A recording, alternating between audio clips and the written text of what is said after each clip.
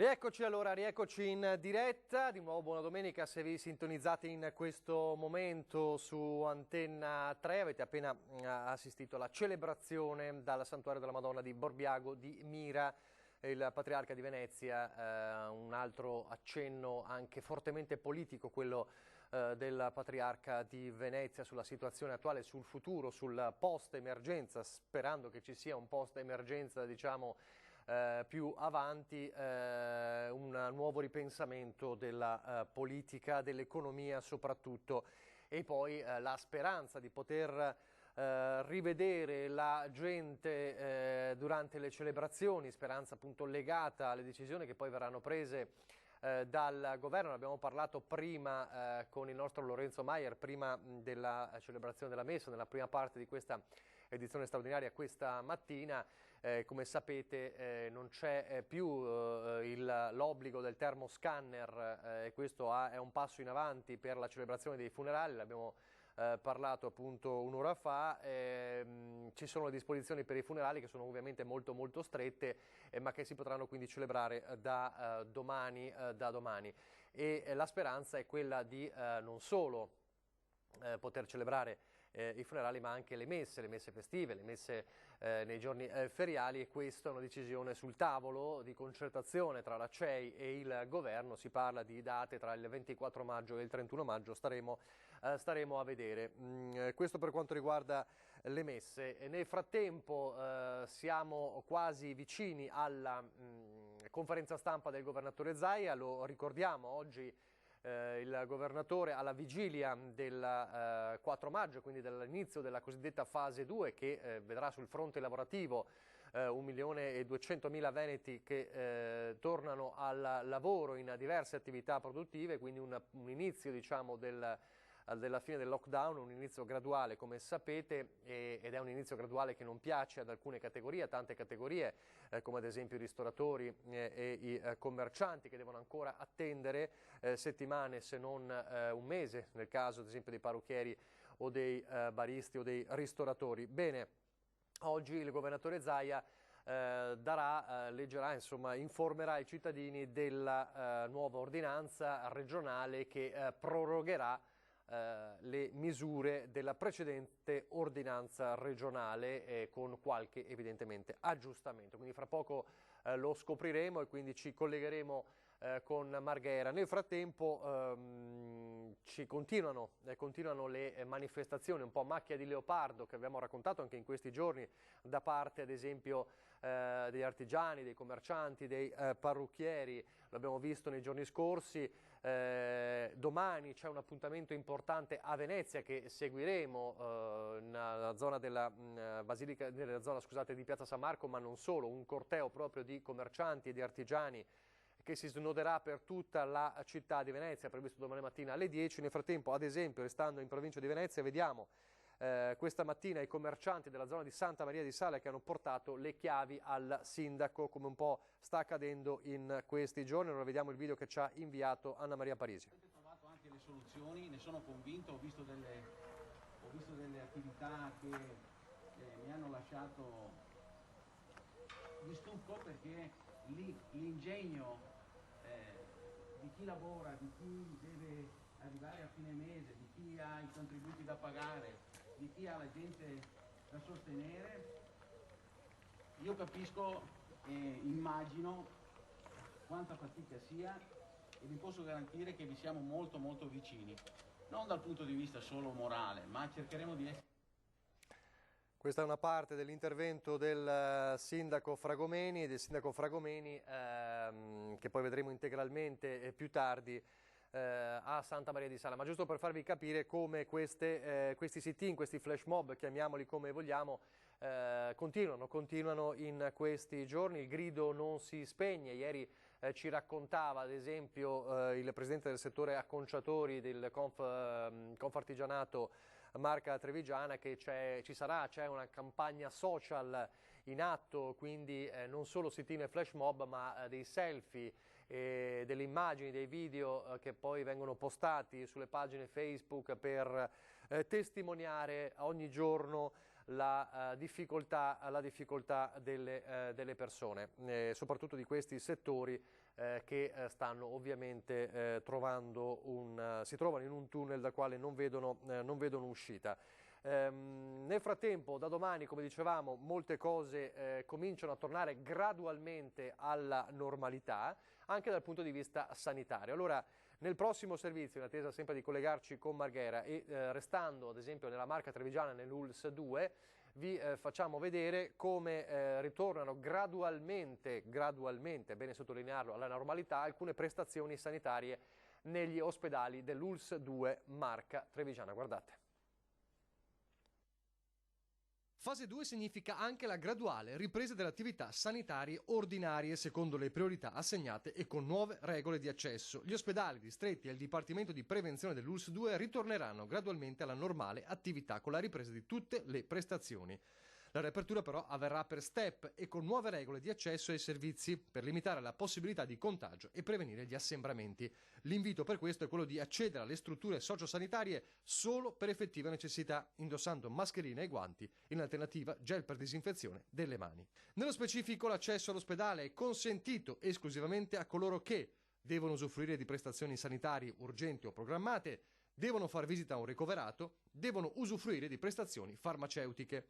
Non sono ammessi accompagnatori, ad eccezione di quelli a supporto di minorenni, persone disabili o comunque non autosufficienti, persone fragili in genere o con difficoltà linguistiche. L'ingresso ai bambini è consentito soltanto per motivi sanitari e possono essere accompagnati da un solo genitore. Una volta entrati, gli utenti autorizzati dovranno recarsi al luogo dove viene eseguita la prestazione entro 15 minuti dall'orario prefissato, attendere nel rispetto della distanza di 1 metro e una volta eseguita la prestazione lasciare l'ospedale.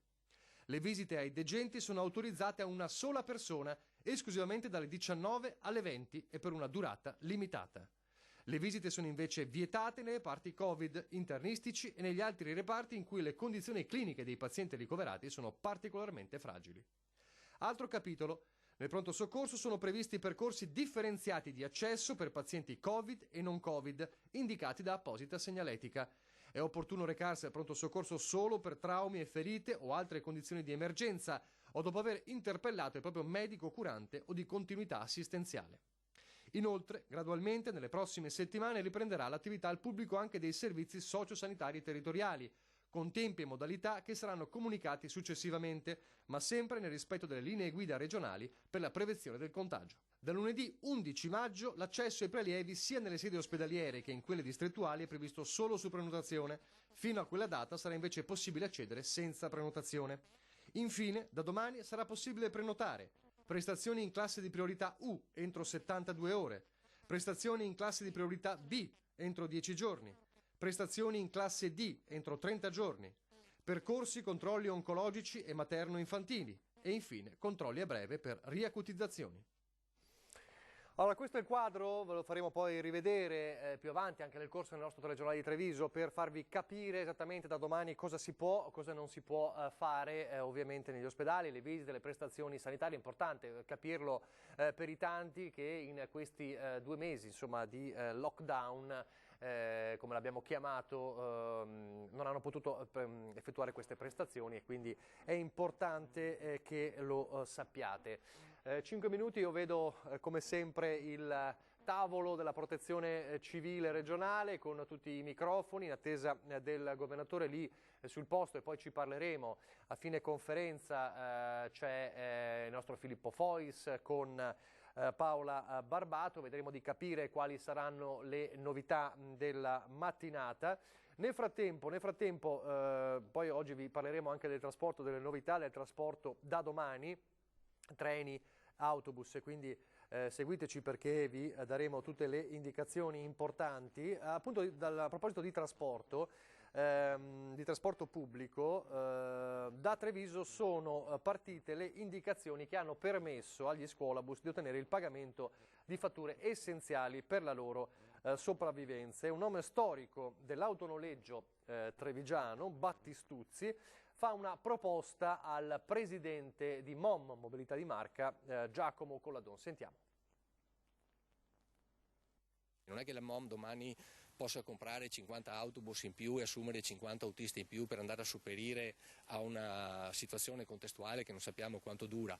Quindi mettiamoci a disposizione. Affrontare insieme pubblico e privato il servizio di trasporto ai cittadini nel tempo del contagio. E questa è la proposta di Adriano Battistuzzi, un volto storico dell'autoregione vittoriese, al presidente di MOM Giacomo Colladoni.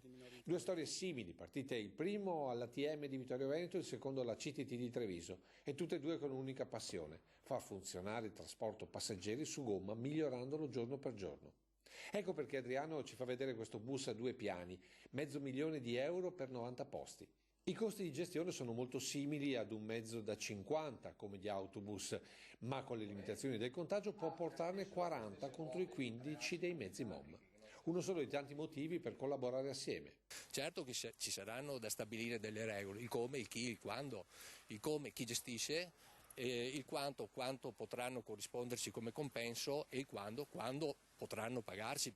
Per Battistuzzi la regia potrebbe essere affidata alla Regione, perché con lui potrebbero esserci molte altre aziende del settore a mettersi a disposizione nelle 7 province venete. Vorremmo instaurare questo rapporto di pace che abbiamo fatto con i comuni, se possibile instaurarlo anche con la MOM. La pace in questione riguarda i contratti per gli scuolabus che, grazie proprio alle consulenze di Battistuzzi a Roma, verranno onorati dai comuni con risorse specifiche dello Stato. Ma siccome l'onestà veneta è onore e vanto, conclude Battistuzzi, noi non vogliamo tutto. La legge dice che i comuni ci devono pagare il 100% del servizio che non abbiamo fatto. Quindi noi ci siamo sentiti, io in prima persona, poi anche diffondendo questa notizia a tutte le aziende che si sono a noi così affidate, di praticare uno sconto del 30%. Soldi che però lo Stato non vuole indietro e che andranno ai comuni. Il comune sa, il sindaco sa chi vive in difficoltà e chi può permettersi invece di pagare tutto al 100%, quindi non interferiamo su quello che saranno il destino di questi soldi. Il nostro compito era quello di andare incontro ai comuni. Così allora la proposta di Battistuzzi. Nel frattempo continuano ad arrivare le precisazioni del Viminale. Il termine congiunti sta mettendo un po' in crisi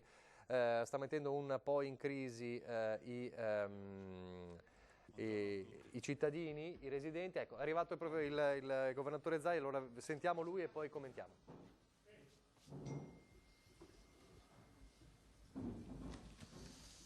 Tanto buona domenica a tutti, benvenuti, bentrovati, un saluto a tutti quelli che sono a casa. Oggi cercheremo di andare anche veloci perché è domenica, immagino che i giornalisti abbiano anche altro da fare.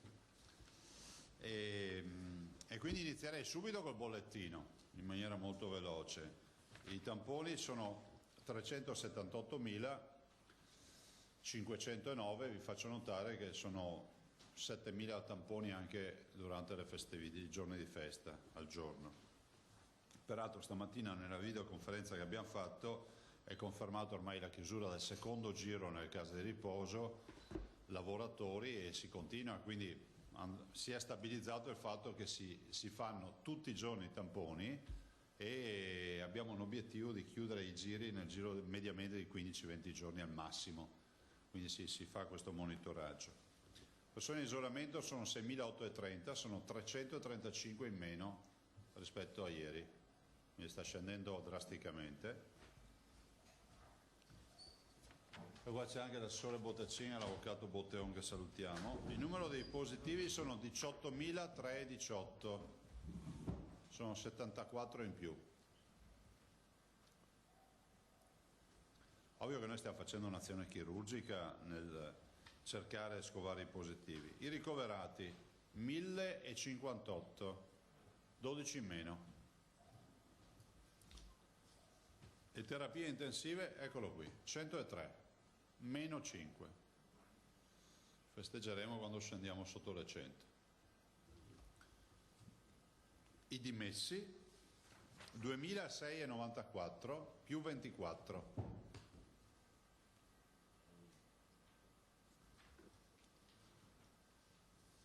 I morti sono 1.184, sono più 14.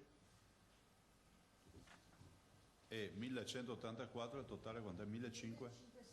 1516 è totale, quindi se volete il numero totale dei morti siamo a 1516, i nati 68. Io non capisco perché sabato e domenica nasce meno gente, proprio non riuscirò mai a spiegarmelo. Bene. Ah, perché sono programmati evidentemente, no? Bravo. Visto che serve l'ingegnere, ho sempre detto che serve l'ingegnere. Perché gli ingegneri programmano, no, non vivono ma funzionano. Prima o dopo mi arriva una denuncia degli ingegneri, sono sicuro. No, non credo. No, salutiamo fra l'altro gli ingegneri che sono una delle colonne portanti della nostra società. Questi sono i dati. Io vi dico solo che abbiamo pronta l'ordinanza, nel senso che è preparata l'ordinanza che oggi presento. Partiamo da questi due dati, li vedete bene? Fate pure una foto, perché nel giro di 7-10 giorni vedremo se saremo stati bravi a far scendere i ricoveri e a far scendere le terapie intensive. Cioè fra 10 giorni questo potrebbe già essere un indicatore che si muove e questo ancora prima. Questi sono i due dati sui quali ci confronteremo, al di là di tutti gli algoritmi, tutte le storie, gli scienziati, tutte le elaborazioni, tutte le robe di fino. Questi sono i due dati. Sono pratico, no? Ve l'ho detto ieri. Per carità, possiamo discutere ore sui calcoli statici di un edificio, ma alla fine se a crepe ci sono infiltrazioni, sappiamo che i calcoli sono stati fatti mai. Per evitare che questi due dati salgano, è fondamentale l'impegno di tutti. Non spetta a me a fare l'educatore, però spetta a me, spetta a noi occuparci di sanità. Stiamo parlando di sanità pubblica e stiamo parlando di un virus che non colpisce la persona e quindi non rientra nelle scelte individuali prendersi il virus oppure no, ma purtroppo colpisce la collettività. È un virus che ha un'alta contagiosità e quindi nessuno di noi si può permettere di dire ma io esco senza mascherina perché tanto la vita è mia. No, la vita è tua, è la tua, ma quella degli altri non è tua.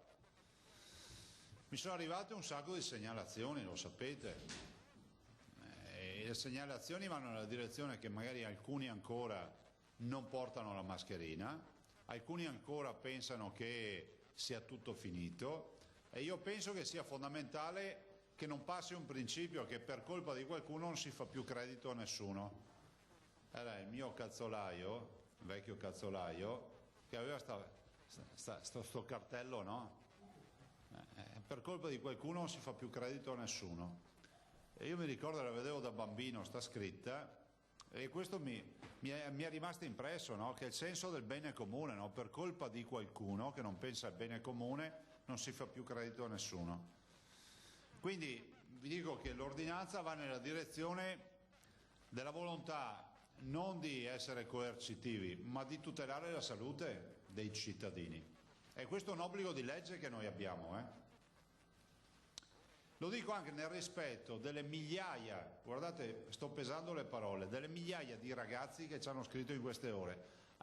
Si è rovesciato il mondo, no? Cioè, l'immaginario collettivo è che l'adulto è persona responsabile e il ragazzo un po' più puledro, no? Sgroppa un po' di più. No, si è rovesciato il mondo. Noi abbiamo i ragazzi che scrivono su Instagram dicendo che c'è gente in giro senza mascherina o che se la mette al collo o col naso scoperto e che si lamentano del fatto che non si rispettino le regole. Penso che sia straordinario, no? I ragazzi sono le nostre prime sentinelle nel territorio e quindi io li ringrazio tutti. E come si dice, no? Una volta abbiamo iniziato a fare la raccolta differenziata perché hanno iniziato i bimbi a dire ai genitori differenzia, perché a scuola mi hanno detto così. E quindi io faccio appello ai ragazzi che lo dicano agli adulti cosa si deve fare. Perché l'incoscienza e l'irresponsabilità di pochissimi, va a ripercuotersi sulla libertà di tutti. Ragazzi, se questi due numeri aumentano in maniera importante, finisce che ci tocca riapplicare le restrizioni, ci siamo capiti, no? Se questi due numeri aumentano in maniera importante, non in maniera, diciamo, fisiologica, ma importante, perché un po' di ripresa ce l'aspettiamo anche, ma se aumentano in maniera importante vuol dire che si torna, come al gioco dell'oca, alla casella di partenza. E sarebbe una tragedia, perché stiamo discutendo di salvare gli ultimi lembi di attività commerciali, di parrucchiere, di barbieri, di spettacoli viaggianti, ristoranti, bar, insomma tutti quelli che non riescono ad aprire subito, e qualcuno rischia di mettere a repentaglio il lavoro di una comunità perché decide di non girare con la mascherina. Allora, ecco l'ordinanza. Allora, l'ordinanza ve lo dico subito, non vorrei che qualcuno poi dicesse ma ci sono delle robe scritte in DPCM, ma questa la sapevamo già. Abbiamo cercato di fare un'ordinanza come fanno i veneti, per titoli, quindi per titoli vuol dire che è facilmente consultabile, distanziamento, l'uscita di casa, cercando anche di mettere un po' in ordine le diverse, non abbiamo la presunzione di farlo per tutte, ma le diverse FAC, quesiti che potrebbero esserci, li trovate in ordinanza. Abbiamo anche visto un po' le FAC, è un'ordinanza che non è in contrapposizione con le scelte nazionali, perché ogni volta che dico una roba c'è sempre la volontà di trovare. Io non ho nessuna voglia di far casino con nessuno, io ho solo un obiettivo: tutelare la salute dei veneti e fare in modo che questa regione diventi sempre più grande, importante, e che sia sempre, come si può dire, centrale nella discussione a livello nazionale e internazionale. Punto. I miei confini sono come quelli del DPCM, quelli regionali. Bon. Allora abbiamo cercato di mettere in fila, valutando delle FAC del governo alle quali ha dato risposta, valutando le ordinanze che sono in linea con il dettame nazionale, e voglio anche dire che ho apprezzato che si sia riconosciuto che le ordinanze sono in linea, nel senso che andiamo verso un rinnovo dell'ordinanza con alcune, diciamo, spiegazioni ulteriori. Ve la leggo così ci mettiamo meno. Vi dico i titoli: spostamenti nel territorio regionale, questo è proprio un titolo. Le visite ai congiunti sono ammesse in tutto il territorio regionale. Se riguardanti il coniuge, perdonatemi, le leggo perché i cittadini mi chiedono di poter avere spiegazione. Quindi si può andare dai congiunti. Chi sono i congiunti? Il coniuge, cioè il marito o la moglie, il partner convivente, quindi il compagno o la compagna, il partner delle unioni civili, le persone che sono legate da uno stabile legame affettivo, i morosi, i parenti fino al 6° grado, cioè tutto il paese praticamente, come per esempio i figli dei cugini tra loro, cioè vuol dire i secondi cugini tra loro possono essere legame stabile e quindi di parentela tale per cui si può andare a fare visita in tutto il territorio regionale. E gli affini al 4° grado, per esempio i cugini del coniuge, c'è scritto in ordinanza che pubblichiamo e uno poi va a farsi tutto il suo albero genealogico, ma insomma diciamo che è ampio spettro. Distanziamento, altro tema. Il distanziamento non si applica tra persone conviventi, cioè, ho voluto far stendere, l'avvocato Botteone è stato giusto interprete del fatto che sia una chiara sta ordinanza. A che distanza devo stare da una persona? 1 metro, 2 metri se fai attività fisica, poi c'è scritto, ma comunque tra conviventi non esiste problema, perché il convivente rappresenta un unicum, no, dal punto di vista sanitario. Uno è ammalato, tutti sono ammalati, cioè purtroppo funziona così, se stiamo parlando di malattie infettive. Misure di prevenzione generali, qua c'è generale,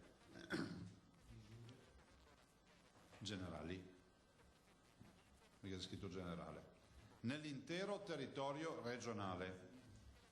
Questo è un altro titolo. In tutti i casi di uscita dalla proprietà privata, questo è uno degli articoli cruciali dell'ordinanza, in tutti i casi dell'uscita dalla proprietà privata, cioè quando vado fuori di casa, tradotta in pratico, è obbligatorio l'uso della mascherina o altro strumento di copertura di naso e bocca, di guanti o liquido igienizzante, cioè uno si disinfetta le mani. Non sono soggetti all'obbligo di utilizzo di mascherina o altro strumento di copertura naso e bocca i bambini al di sotto dei 6 anni e i soggetti con forme di disabilità. Attenzione, Per coloro che svolgono attività motoria intensa non è obbligatorio l'uso della mascherina, cioè la corsa, perché vanno in ipossia. Mi tocca andare con l'ambulanza. O copertura durante l'attività intensa, salvo l'obbligo di utilizzo alla fine dell'attività stessa. Però vuol dire che di casa si esce con la mascherina. A me spiace usare questa parola che non mi piace, mi dà l'allergia, che è l'obbligo, però io ho il dovere, non solo giuridico ma soprattutto morale, di fare in modo che tutti noi rispettiamo le regole, ma non mettiamo a repentaglio la salute altrui. Se mi arrivano decine di messaggi di ragazzi che mi dicono, e foto, soprattutto foto, gente tranquilla che va al mercato senza mascherina o se la mette appesa a un orecchio perché tanto deve far vedere che la mascherina, no. Ovviamente la mascherina è obbligo fuori casa, per capirci, non hanno l'obbligo i 6 anni, fino ai 6 anni, e ovviamente coloro che hanno disabilità o motivazioni particolari per cui non possono portarla, di natura clinica. Se vai a correre non hai l'obbligo di mettertela, ma appena dalla corsa passi al passo te la metti. Punto. Punto. Sulla mascherina vi ripeto il mantra: l'1,3% dei 10.000 medici della sanità veneta si è infettato, ma loro erano al fronte e sono al fronte. Quindi vuol dire che la mascherina serve, e ci sono fior di pubblicazioni scientifiche che dicono che serve.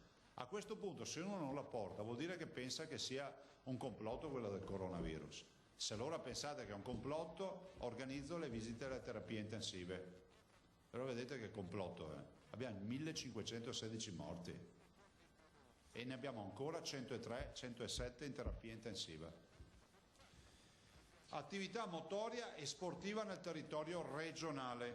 È consentito lo svolgimento individuale o con componenti del nucleo familiare. Abbiamo detto che l'individualità casca se sono componenti del nucleo familiare, quindi ricordiamoci, da soli sempre, a meno che non siano componenti del nucleo conviventi. Di attività sportiva motoria quali, a titolo semplificativo e non esaustivo, camminata, corsa, ciclismo, tiro con l'arco, equitazione, tennis, golf, pesca sportiva, canottaggio, eccetera, eccetera, eccetera. Vuol dire che tutte queste attività che sono individuali, di fatto, si possono fare.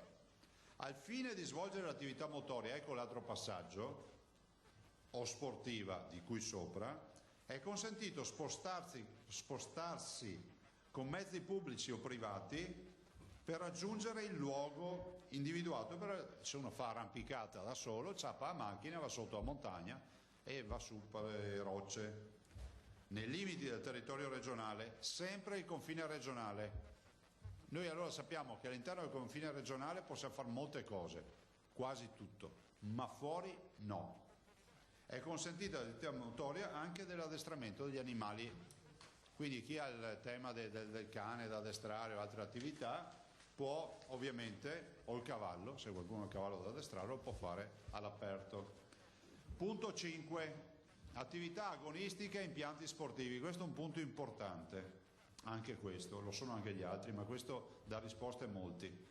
È consentita la pratica motoria o sportiva individuale nel rispetto del distanziamento di almeno 2 metri per gli atleti professionisti o non professionisti di sport individuali o non individuali in funzione dell'allenamento agonistico anche presso impianti sportivi al chiuso o all'aperto, ma in ogni caso a porte chiuse, incluse le piscine. Cosa vuol dire? Mi permetto di fare un esempio e non me ne vorrà. Se Francesca Pellegrini deve allenarsi, se Federica Pellegrini deve allenarsi, può farlo e possono farlo tutti coloro che hanno necessità per agonismo, che sia professionale o no, di allenarsi piuttosto che in piscina, senza ovviamente avere assembramenti con ovviamente la modalità dell'individualità, o piuttosto che una squadra di calcio. Giustamente l'esempio estremo è questo: se Ronaldo è obbligato ad andare a allenarsi nel parco, è inevitabile che perderà più tempo a fare autografi che allenarsi, no? E quindi si è detto: riapriamo questi impianti, facciamoli utilizzare da coloro che fanno agonismo a porte chiuse, ma comunque si possano iniziare tipo il canestro o altre attività. Quindi sono tutto il tema degli allenamenti. E spostamento verso le seconde case e altri beni immobili. Fondamentalmente diciamo che è consentito lo spostamento verso e dalla seconda casa o presso camper, roulotte, imbarcazioni, velivoli, veicoli d'epoca o da competizione in proprietà o in locazione nel territorio regionale al fine dello svolgimento di attività di manutenzione da parte del proprietario o del locatario. Se devi fare manutenzioni alla tua seconda casa piuttosto che al camper, la macchina o altre robe, lo puoi fare se sei proprietario o locatario.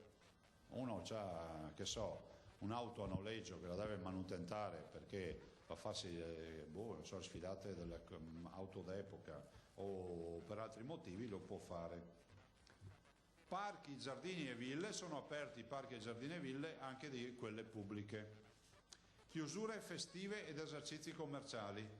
Qua magari andiamo veloci, confermiamo che è disposta la chiusura nei giorni festivi degli esercizi commerciali di vendita di generi alimentari, apparecchi di elettronici, telefonici, di elettrodomestici, ferramenta, illuminazione, fotografia, salva la vendita a domicilio per asporto, cioè la lavatrice di domenica non vai a comprartela, ma se c'è qualcuno che te la porta a casa puoi acquistarla. Modalità di accesso agli esercizi commerciali e misure precauzionali. Sono quelle che conoscete. L'accesso agli esercizi commerciali avviene ad opera di un componente di ciascun nucleo familiare, quindi si va da soli a fare la spesa, per capirci, salvo accompagnamento di minori o di persone non autosufficienti. Se uno c'è il bimbo a casa, si porta il bimbo appresso e va a fare la spesa. Negli esercizi commerciali e di servizio si applicano disposizioni di cui all'allegato. Abbiamo un allegato che è quello che conoscete, il distanziamento sociale, la mascherina, i guanti, il gel, tutte le cose che conosciamo. Quindi chi non ha la mascherina e non ha i dispositivi non entra nel supermercato o nel negozio. Modalità, commercio con consegna a domicilio. Evito di tirarla lunga e vi dico, è sempre ammesso il commercio con consegna a domicilio. Sapete che tutte le attività, anche quelle chiuse, possono comunque fare consegna a domicilio, cioè il negozio di abbigliamento non è aperto ma può consegnare il maglione o la camicia o l'indumento a domicilio relativamente alle attività sospese, con garanzia di distanziamento personale e uso almeno di mascherina e guanti. L'almeno vuol dire che se uno vuole fare anche di più lo può fare. 11. Vendita di cibo a domicilio. È ammessa la vendita di cibo con consegna a domicilio con rispetto delle norme igienico-sanitarie sia per l'attività di confezionamento che di trasporto e con obbligo di uso per l'operatore di almeno mascherina e guanti. Vendita di cibo da asporto. Confermiamo anche questa. È consentita la vendita di cibo da asporto. La vendita per asporto sarà effettuata previa ordinazione online o telefonica, è quello che sapete, garantendo che gli ingressi per il ritiro dei prodotti ordinati avvengano dilazionati nel tempo e comunque negli spazi esterni anche di attesa, nel rispetto del distanziamento di 1 metro tra avventori e con uso da parte degli stessi di mascherina e guanti o garantendo l'igiene delle mani con idoneo prodotto igienizzante e consentendo nell'eventuale locale interno la presenza di un cliente alla volta, cioè uno alla volta entra a prendersi il cartone di pizza e poi fuori. Per il tempo strettamente necessario la consegna e il pagamento, non è che stai lì a bisbocciare, a raccontare degli ultimi 2 mesi di quarantena che hai fatto. Gestore e addetti devono essere sempre muniti di mascherine e guanti, rimane sospesa ogni forma di consumo sul posto e nelle vicinanze ed è confermata la possibilità di consegna a domicilio. È comunque ammesso l'acquisto di cibo rimanendo all'interno ammesso l'acquisto di cibo rimanendo all'interno del veicolo presso le strutture dedicate senza uscita di passeggeri, cioè McDrive per capirci, no? E questo lo facciamo sempre per l'ottica domani ci saranno 1.200.000 lavoratori, molti dei quali avranno necessità di mangiare un panino, di mangiare qualcosa a pranzo o a cena ed è giusto che sia questo. C'è un refuso, scusami avvocato. Sospeso ogni forma di consumo sul posto è confermata la possibilità di consegna a domicilio. È un refuso, e però va bene lo stesso. 13. Uso dei veicoli privati con passeggeri, perché il TPL lo deleghiamo tutto a un'altra ordinanza che ho firmato oggi, che è quello del metro, di distanziamento, di tutta la mascherina nel TPL, e quindi al trasporto pubblico locale si va in treno e in autobus, per dirla breve, con la mascherina, con i guanti se si hanno, se no ci si disinfetta le mani, e poi c'è il distanziamento sociale, quindi il metro, quindi vuol dire che gli autobus in teoria dovrebbero caricare un terzo di quello che caricano ad oggi e i treni metà dei passeggeri. L'uso dei veicoli privati, cioè la tua auto, allora se ci carichi il tuo nucleo, i tuoi conviventi, è come fossi in casa, non cambia nulla. Se invece ci carichi, vi faccio sintesi senza leggervelo tutto, dei conoscenti, degli amici o qualcun altro, allora se è un'auto che va con dei lavoratori deve applicare le regole previste nell'accordo per i lavoratori. Se è un'uscita per diletto o per altre motivazioni, accade che se non sono conviventi o c'è il metro di distanza in auto, che è difficile da programmare, oppure la mascherina. Quindi i componenti in auto devono avere la mascherina, l'igienizzazione delle mani, i guanti, solite robe. Vuol dire che se vi fermano, perché poi i cittadini ci fanno queste domande e vi dicono, beh, siete in 4 in auto, e vi dicono chi sono? Sono tutti i miei conviventi, mamma, papà, figlio. Ok, andate, anche se non avete la mascherina. Se invece i 4 non sono conviventi o sono distanziati, cioè non possono essere in 4, deve essere un pulmino, oppure devono avere la mascherina, se no è verbale e sono 400 euro. 14ª misura, misure precauzionali in ambienti di lavoro. Noi applichiamo tutti, e sono in allegato, tutto l'accordo nazionale, con i rispettivi accordi. Distributori automatici vado veloce, sono autorizzati tutti, quindi distributori automatici non hanno più distinzione, sono autorizzati. Vi ricordate che abbiamo chiuso con la modalità restrittiva i distributori automatici per evitare che di notte magari si creassero dei micro assembramenti. 16. Mercati e commercio senza posto fisso. Qui si conferma la misura, che è quella del mercato per l'alimentare, ovviamente piante e bimbi, diciamo il banco per l'abbigliamento per bimbi. Ovviamente un ingresso e un'uscita, la perimetrazione del mercato, guanti e mascherina per i venditori, guanti e mascherina o gel igienizzante o altro modo per coprire naso e bocca da parte dei compratori, dei clienti. Un ingresso e un'uscita alla vigilanza. Punto 17. Vendita in forma ambulante. La vendita di generi alimentari da parte dei venditori ambulanti, se si svolge nel rispetto delle disposizioni comunali e dell'obbligo del distanziamento di 1 metro con l'utilizzo di mascherina o copertura naso-bocca, quindi vuol dire che il furgoncino che vende i gelati nell'incrocio del paese deve avere tutte le norme igieniche, che sono mascherina, guanti, distanziamento sociale, niente assembramenti davanti alla vetrina dei gelati e così via.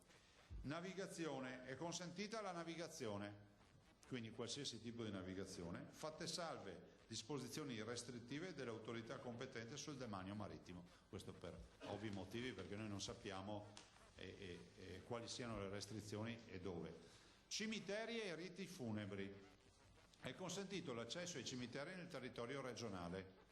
Vi ricordate che questa era la nostra vecchia ordinanza? Sono consentite le cerimonie funebri con l'esclusiva partecipazione dei congiunti e comunque fino a un massimo di 15 persone, con funzione da svolgersi preferibilmente all'aperto, indossando protezioni delle vie respiratorie, i soliti discorsi, e il metro di distanza, preferibilmente all'aperto, perché se piove uno la fa in chiesa, cioè mi sembra logico questo, no?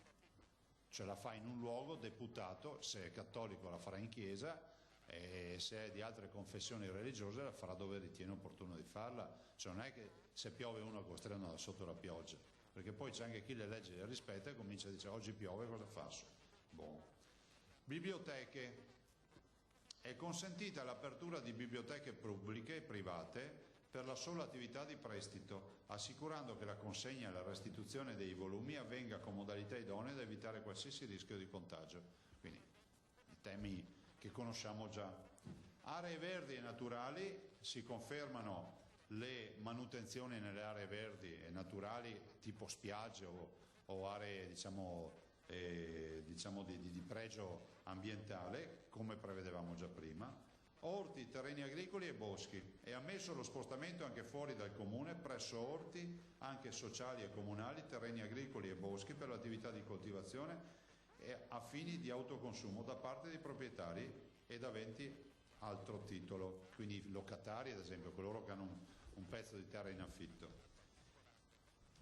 Allora, questa ordinanza è applicata su tutto il territorio regionale, è valida fino al giorno 17 di maggio, quindi con la scadenza del DPCM, e ricordo che le contravvenzioni vanno a dare corpo al versamento al fondo per la sanità del Veneto per la lotta al coronavirus. Prego, se avete domande.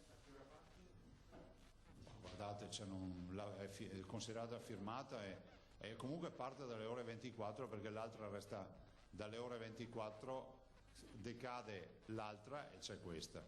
A me interessa risottolinearvi, perché non voglio vedere articoli dissonanti, che è assolutamente in linea con i dettati del DPCM, non è nessuna prova muscolare ma è un dato di fatto. Abbiamo cercato, adesso non ci si impressioni perché sono 17 punti in ordinanza, ma sostanzialmente sono la ripresa di alcuni punti che avevamo già nella vecchia ordinanza, in messa diciamo a regime di punti del DPCM che danno vita un po' a una ordinanza vademecum, per capirci, no? Sono diciamo il kit di sopravvivenza per il cittadino questa ordinanza. Già leggendola uno ha il 90% delle informazioni che gradirebbe avere, e quindi abbiamo voluto dare anche, come si può dire, siccome abbiamo visto che l'ordinanza gira nei WhatsApp eccetera, uno legge questa ordinanza che abbiamo scritto in maniera comprensibile, avete sentito i testi, dice boh, devo andare fuori a casa, quali sono i motivi? Spostamenti, li vede subito. E forse si dovrebbero scrivere così le leggi, ma ancora non si scrivono così. Domande? Allora, scusate colleghi, visto che ci sarà una marea di domande. Ma che marea di domande? Non incentivate. È facile prevederlo, direi se concentrati tutto in un solo intervento, perché sennò tocca fare 4 giri. Filippo mi aveva già battuto sulla spalla.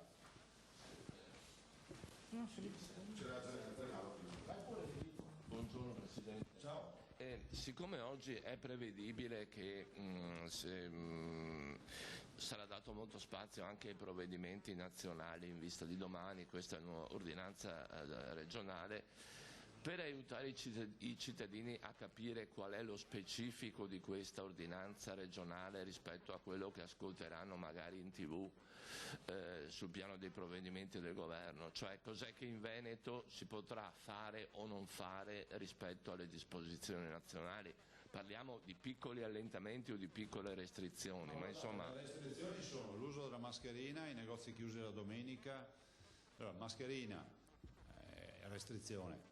A me spiace anche chiamarlo obbligo, cioè se vai dal medico ti dà dei medicinali, no? Non è che è una restrizione, ti salvano la vita. Non capisco per quale motivo pochi, perché sono pochi onestamente, vedano la mascherina come un atto coercitivo, l'abuso di potere. Ho letto di un sacco di belle robe.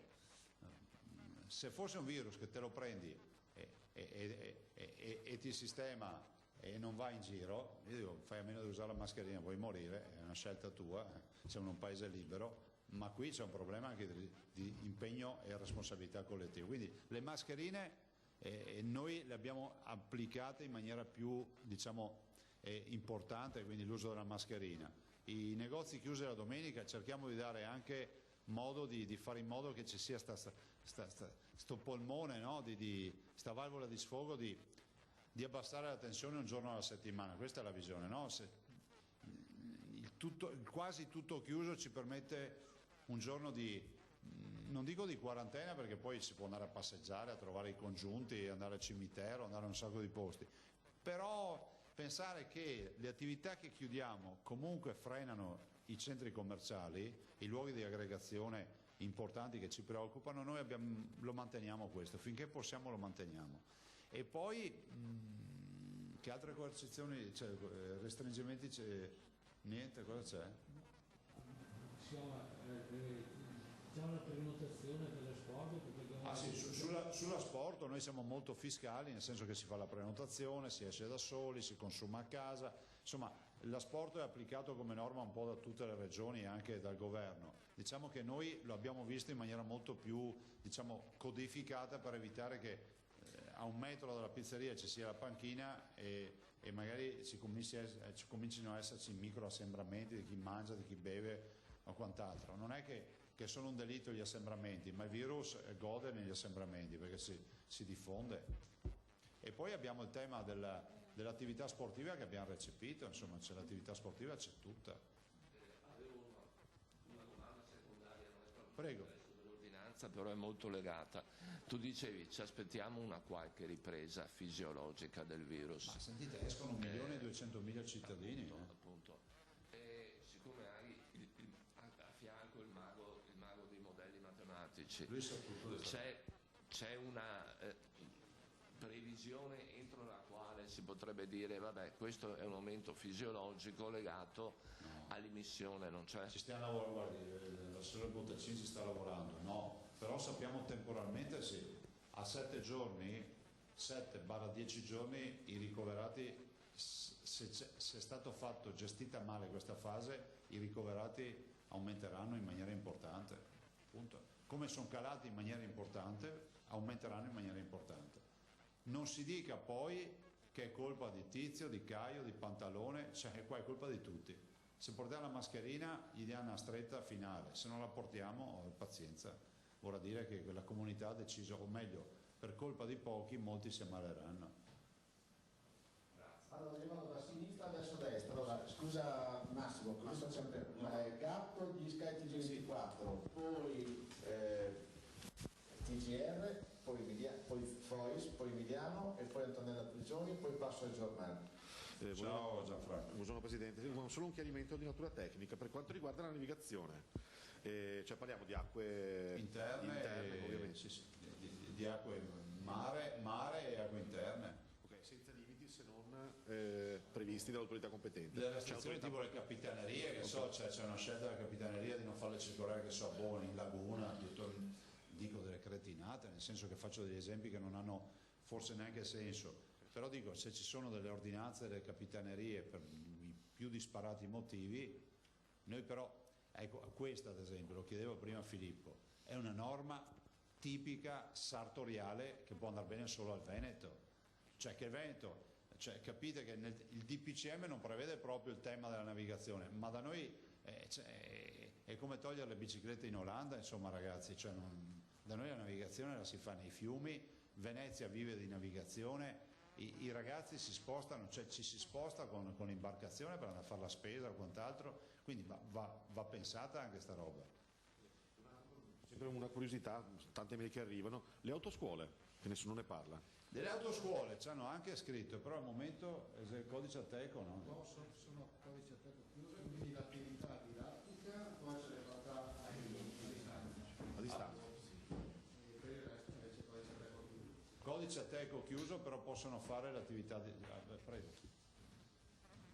Dipende dal codice Ateco e prevede chiuse, però possono fare l'attività didattica a distanza, come le scuole, come tutte le scuole. Vai dopo. Grazie. Bene, altri? Vai Massimo. Presidente, una cosa, allora, lei ha incentrato la sua attenzione sui ragazzi che sono stati bravi, eccetera. Ecco, i ragazzi, più che il cugino di sesto grado, hanno esigenze con amici che non possono essere... Morose e morose si chiamano. No, anche il cerchio, diciamo, degli amici. Morose e morose. E basta.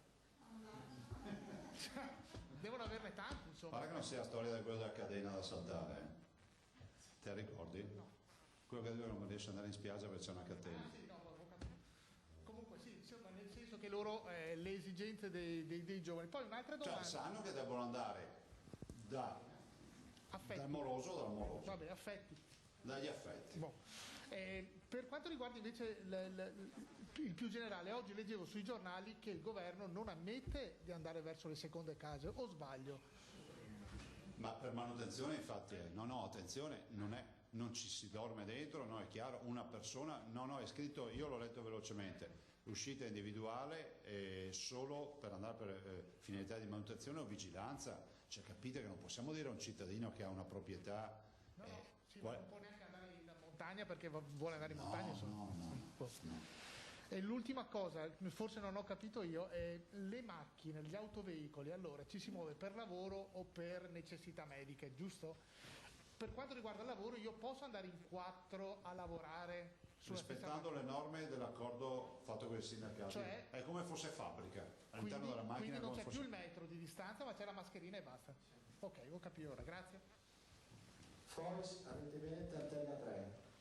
Buongiorno Presidente, Ciao. la prima domanda che devo farle è sui mercatini, forse non ho capito bene, i mercatini a chilometro zero, quelli di Campagna Amica che si fanno la domenica, questi riprenderanno l'attività Vendono normalmente? cibo, devono essere perimetrati, un ingresso e un'uscita, quindi banalmente una cordella di nastro di quello bianco e rosso, tanto per quello da cantieri, proprio non è una banalità, dove si può fare molto di più, transenne, pannelli, artisti, di tutto. Nastro, un ingresso con la vigilanza e un'uscita, quindi si entra da una parte e si esce dall'altra. Chi entra deve avere mascherina, guanti oppure aver igienizzato le mani. Anche la domenica potranno essere aperti? Tutti i giorni, Perfetto. perché sono mercati. Certo. Presidente, lei ha sempre detto, e l'ha ribadito anche adesso, che bisogna seguire le regole tutti assieme per uscire da questa situazione, poi però ha anche detto che bisogna stare attenti a non esagerare. Io vorrei tornare sull'episodio che si è verificato a Jesolo perché ha creato veramente molte reazioni, e la multa per il caffè, la multa di 400 euro. Persino il sindaco di Jesolo, Valerio Zoggia, ieri ai nostri microfoni ha detto che lui non è d'accordo con questa multa, anche perché bere il caffè è un'operazione che si consuma in pochissimi secondi, per cui questa persona ce l'avesse in mano, vuoto o pieno, il bicchiere non faceva nessuna differenza. Guarda, siccome io ieri, vi ricordate, ho fatto appello a questo, me l'avete anche chiesto, e giustamente me lo ricordava, l'ho vista stamattina, c'è un circolare del Ministero dell'Interno di questa mattina che dice ok, intervenire con forza negli assembramenti, però utilizzare il buon senso. Questo dice il Ministro degli Interni, penso che siamo in linea, nel senso che 400 euro per un caffè, secondo me vale di più il ruolo, diciamo, informativo e di sensibilizzazione che elevare una multa di 400 euro. Guardate, dobbiamo essere comunità, siamo una comunità. Cosa volete che vi dica? Io, se avessi avuto il blocchetto di verbali, non l'avrei fatta. Qualcuno di voi avrebbe fatto una multa di 400 euro per un caffè. Adesso, con tutto rispetto per chi lavora e per rispetto delle leggi, ma non siamo in un momento di pace, siamo in un momento di guerra. Non è che possiamo in guerra chiedere la certificazione 626 a quello che guida il carro armato. Dai. Buongiorno Presidente. Mi colpisce il dato dei oltre 4 milioni che domani, insomma, in Italia riprenderanno a lavorare. 1.200.000 e passamini, insomma, sono del Veneto. È un dato veramente importante. I veneti lavorano. Questo è frutto un pochino di tutto quello che è stato realizzato fino adesso, quindi le varie sperimentazioni all'interno delle aziende, certo. Tutto questo, perché è veramente tanto alto come dato in confronto alla nazione. Allora, il 1,2 milioni va al lavoro in virtù del fatto che il DPCM prevede le aperture, cioè prevede che parecchie filiere, oltre ai codici Ateco, oltre alle deroghe, oltre a quello che è accaduto, di fatto diventino operative. Quindi domani noi ci aspettiamo più traffico ancora in strada, si tornerà alla quasi normalità di traffico. Se voi pensate, poche realtà saranno escluse, no? Ma sono importanti, cioè, dal punto di vista industriale di fatto ci sono tutte, di fatto o di diritto. Dall'altro abbiamo gli esercizi commerciali che pesano sulla viabilità, ma la viabilità importante industriale è tutta ripristinata. Manca però purtroppo sempre l'aiuto ai genitori, sappiamo domani, quella è la tragedia, ormai ne parliamo da giorni e giorni e giorni. Un'ultima domanda, l'ordinanza è però discutibile, diciamo interpretabile da parte dei sindaci, perché le chiedo questo? Perché lei ad esempio adesso ha detto aprite i parchi, le ville, le ciclopedonali, c'è scritto nel DPCM. Esatto, però ho già notato in giro che alcuni fanno un po', diciamo, a personale interpretazione comunale, Ma i amministrativa. sindaci sono l'autorità e hanno la responsabilità nei loro territori, per cui se un sindaco, siccome il DPCM dice evitando assembramenti, evitando tutta una serie di robe, se uno dice cavoli, nel mio parco qui ci fanno una sagra senza le giostre, può fare un'ordinanza e chiudere il parco, cioè il sindaco è legittimato a prendere delle decisioni. Cioè qua lavoriamo tutti in squadra. Guarda, io penso anche che sia l'occasione per ringraziare anche i sindaci del Veneto, che si sono dimostrati assolutamente, come si può dire, molto di buon senso e vicini ai cittadini e anche pazienti, perché mi rendo conto che noi presentiamo le ordinanze così, però capite che cioè, se queste ordinanze devono uscire da tavoli di discussione e quant'altro, facciamo le ordinanze per maggio, le facciamo a luglio, ma non per colpa dei sindaci, perché il tema di incontri, controincontri, affinamento eccetera, guardate, poi siccome la firmo io e rispondo io, le dico, questa penso che sia rispettosa dell'autonomia dei sindaci, del DPCM, perché non c'è un punto contro il DPCM, ma c'è piuttosto qualche nota interpretativa che dà più l'abito sartoriale su misura in Veneto, ad esempio la navigazione, tanto per citarne uno, no? O la piscina, ho fatto prima l'esempio dell'allenamento in piscina. In quegli ambienti le chiedo, i piccoli bar piuttosto che possono riaprire? Scusa, mi ricorda comunque l'assessore Bottacin, che lui ha seguito tutte le riunioni con i sindaci, quindi ne parla costantemente, penso anche stamattina li ho visti, no? Anche stamattina alle 11. Noi facciamo dall'inizio dell'emergenza degli incontri frequenti con i 7 presidenti di provincia e poi il rappresentante dell'ANCI, Mario Conte, quindi i sindaci sono costantemente informati, aggiornati, tenuti al corrente anche sulla questione dell'ordinanza. Vi chiedevo, all'interno delle strutture sportive anche i piccoli bar possono riaprire o ancora no? Al momento no, lo dico apposta per far capire. No, purtroppo no. Però insomma guardate, adesso la vera fase è quella che da qui, che ci giochiamo, è quella da qui al 18. E qui bisognerà trovare col buon senso, facendo un percorso assieme alle regioni, assieme al governo e cercando di trovare una soluzione per tutto quello che rimane chiuso. Cioè è impensabile immaginare che si pensi che qualcuno possa aprire il 1° di giugno. Vi esorto a fare una riflessione che facevo stamattina con i consiglieri. Immaginate di essere a metà fine luglio, avete visto che sole c'è oggi? Vi fermate un attimo e dite, ma avremmo potuto votare oggi, ma 2 mesi fa hanno deciso di no. Vi lascio a sta riflessione. Grazie Presidente. Prego. Allora, Antonella Pigioni. Buongiorno Presidente. Ciao Antonella. Non si può uscire di regione se non per motivi validi. Chi esce per motivi validi, quando rientra deve rimettersi in quarantena? No. Non deve segnalare nulla? Guarda, uno dei casi tipici che abbiamo affrontato in più occasioni e anche agevolato, aiutandoli anche a compilare, perché guardate, noi qui facciamo un'azione anche di aiuto di compilazione di domande, eccetera, quindi ringrazio tutti coloro che sono qui in sala operativa, protezione civile e tutti insomma quelli che lavorano, è quella dell'andare a trovare il genitore, capita spesso, che si è gravemente infortunato o ammalato improvvisamente, magari fuori regione. E soprattutto con la Lombardia e il Friuli Venezia Giulia ne abbiamo tanti e quindi capite che è stato un problema all'inizio, insomma l'abbiamo inquadrato, cioè i validi motivi ai cittadini sono validi motivi, un familiare che si ammala e una cura urgente che bisogna fare, un appuntamento da uno specialista, c'è chi magari va fuori regione, penso ai lombardi o agli emiliani o ai romagnoli che vengono in Veneto per curarsi, insomma sono tutti validi motivi. Passiamo ai giornali e non ai colleghi che scrivono non potendo essere presenti. Cominciamo con Andrea Soroni che pone un tema secco. Posso prendere la macchina a Jesolo e fare una lunga passeggiata in spiaggia?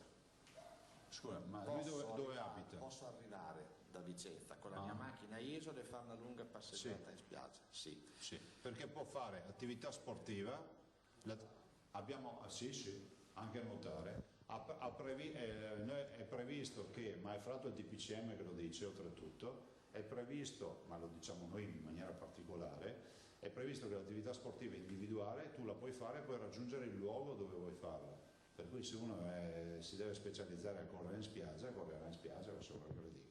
Non c'è rischio così perché le spiagge sono prese d'assalto, ma è vietato l'assembramento e l'uso della mascherina. Alba Lanzan, Gazzettino. Ma del resto dobbiamo abituarci pian piano ha un percorso verso la normalità, e la normalità, se qualcuno ancora non l'ha capito, per un periodo della nostra vita sarà con la mascherina. Cioè non vorrei che qualcuno, questa è una forma, come si può dire, di avvicinamento a una nuova vita che durerà un po' di mesi, che è quella della mascherina, per questo la rendiamo ancora obbligatoria. I ciclisti chiedono per esempio... Possono andare? Scusate ragazzi, un po' d'ordine, tenete 2 domande. No, possono andare. Vantan, prima domanda, sono ipotizzabili deroghe per l'utilizzo dei giochi nei parchi e giardini pubblici da parte dei bambini con autismo? Giochi in che senso? L'utilizzo dei giochi, sì, nei parchi per i bambini. Ma guardate, io penso, anche per dare un segnale al mondo degli spettacoli viaggianti, che potrebbe essere un bel segnale. C'è le giostrine, iniziare almeno dei parchi pubblici, perché si inizierebbe già a dare un segnale. Adesso oggettivamente dire che il trenino o la giostrina, intanto ci salgono i bimbi, che sappiamo che naturalmente sono quelli che meno si infettano, possono avere la mascherina, comunque sono distanziati perché non stanno attaccati. Almeno diamo un segnale di come si può dire, anche di normalità a sti bimbi, perché poi i bimbi vedono veramente, pensate che con che angoscia hanno vissuto i bimbi. Io lo vedo dai disegni che mandano, infatti li stiamo facendo anche visionare e validare dagli esperti di psichiatria infantile, per far modo anche di capire se c'è un percorso, anche una narrazione di quello che mandano, no? Perché usano delle parole che per noi magari non hanno significati, ma nell'unicum magari ne viene fuori anche qualcosa di importante. Seconda domanda, secondo me, quando potranno essere aperte anche le altre attività economiche in Veneto, secondo gli indicatori del decreto del Ministro Speranza? Ma io spero che si possa affrontare velocemente anche la fase 2 bis, definiamola così, perché se la chiami 3 finisce che finisce a settembre. Cioè diciamo che da qui al 18 bisogna decidere queste robe. Domenico Basso, TVA Vicenza, direttore. In questi giorni c'è due domande. La prima, in questi giorni c'è molta più gente in giro e non tutti hanno capito che il virus è dietro l'angolo pronto a uccidere di nuovo. Si vede gente con mascherine abbassato, gruppetti di persone che parlano come ai bei tempi. Forse non sarebbe il caso che i sindaci attuassero controlli più serrati e che i trasgressori venissero stangati, e adesso che si decide il nostro futuro? Sottoscrivo ogni parola, ma la sottoscrivo perché, ripeto, se fosse un virus che ti vede discutere una partita individuale, vabbè, ma qui ognuno che non porta una mascherina è un irresponsabile, punto. Il che non sto incitando nessuno ad azioni manesche o quant'altro che sono da condannare. Abbiamo già visto che è accaduto ed è una roba vergognosa quello che è accaduto, nel senso che non si vanno a picchiare le persone, però è pur vero che non possiamo tollerare, e esco dalla vicenda che è accaduta, ma parlo di quello che segnalava il direttore Basso, non possiamo tollerare che ci sia chi fa il fenomeno in giro. Di fenomeni non abbiamo bisogno in sanità. Seconda domanda, il no alla mascherina, cioè il no alla mascherina mentre si fa, specifico io, l'attività agonistica, vale anche per il Nordic Walking, è uno sport anche questo che implica uno sforzo. Ma ancora non abbiamo le bacchette e basta. No, guardate, sì, immagino di sì, perché se il dispendio energetico prevede iperventilazione e ossigenazione del sangue importante, la mascherina va in ipossia. Cioè vuol dire cosa? Che tutte le attività fisiche che prevedono, ma anche durante un'attività lavorativa che prevede grande sforzo fisico, cioè tu non puoi avere la mascherina, ma questo ce lo dicono i clinici, è stata un'osservazione che ci hanno fatto avere i clinici, cioè evitate la mascherina quando c'è tanta respirazione, perché è come respirare dentro in un sacchetto. Avete mai provato? Da bimbi si provava? No, anzi non si possono dire queste robe, che poi no, vabbè, ci siamo capiti, no? Boh. Il direttore Ancetti chiede, dice che le domande che più frequentemente arrivano al giornale riguardano le autocertificazioni. Servono ancora? Per cosa? C'è un nuovo modulo, c'è una versione 3 adesso, 4. Per i coniugi resteranno gli atti tutte le storie. La collega Carollo di Messia manda una bellissima foto di vogatori in fila in uno scalmo, non so come si chiamano, in questi veneziani. Dice, ma questi potranno remare, potranno vogare oppure no? Fanno attività fisica, hanno fondamentalmente un distanziamento sociale, sono all'aria aperta e fanno grande sforzo fisico, attività intensa, quindi non devono mettere la mascherina. La mettono nel momento in cui vanno via di abbrivio, si fanno dondolare dalle onde, allora devono mettersi la mascherina. Notizie Plus e TG Plus, la collega Maier: si sta attivando per consentire alle squadre di calcio venete la ripresa degli allenamenti individuali nei loro impianti? È oggi nell'ordinanza.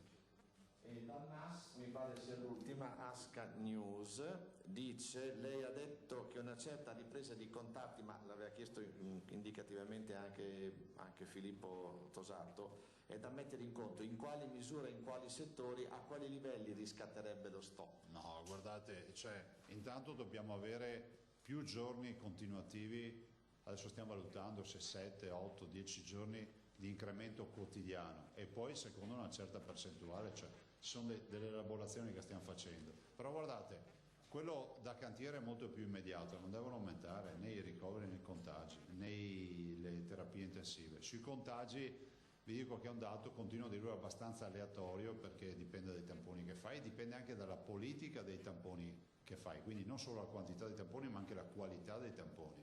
Capisci che se tu non sei andato a tamponare tutti gli ospiti delle tue case di riposo e hai dei tamponi fatti nella popolazione, ha un altro significato. Io sono andato, diciamo, nel covo del virus e altri magari sono andati a fare delle campagne, che so, tra i volontari, e quindi sono meno esposti di coloro che sono nelle case di riposo. Volevo dire una roba, visto che parliamo di tamponi, volevo ringraziare ovviamente l'Università di Padova, il professor Crisanti, e in particolar modo i cittadini di Vo.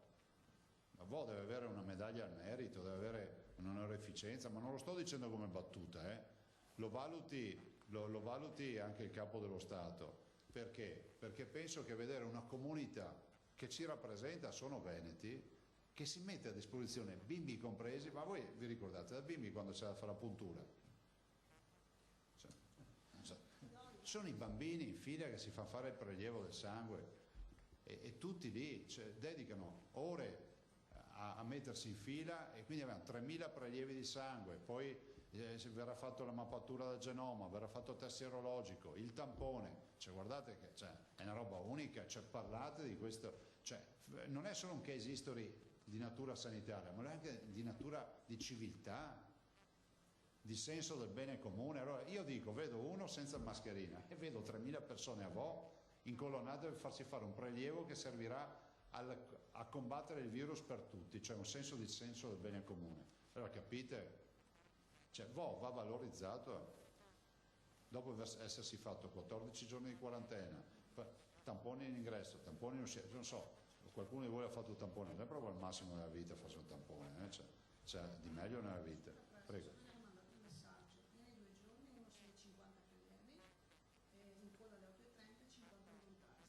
Ecco, 50 volontari stamattina, i primi 2 giorni 1650 prelievi.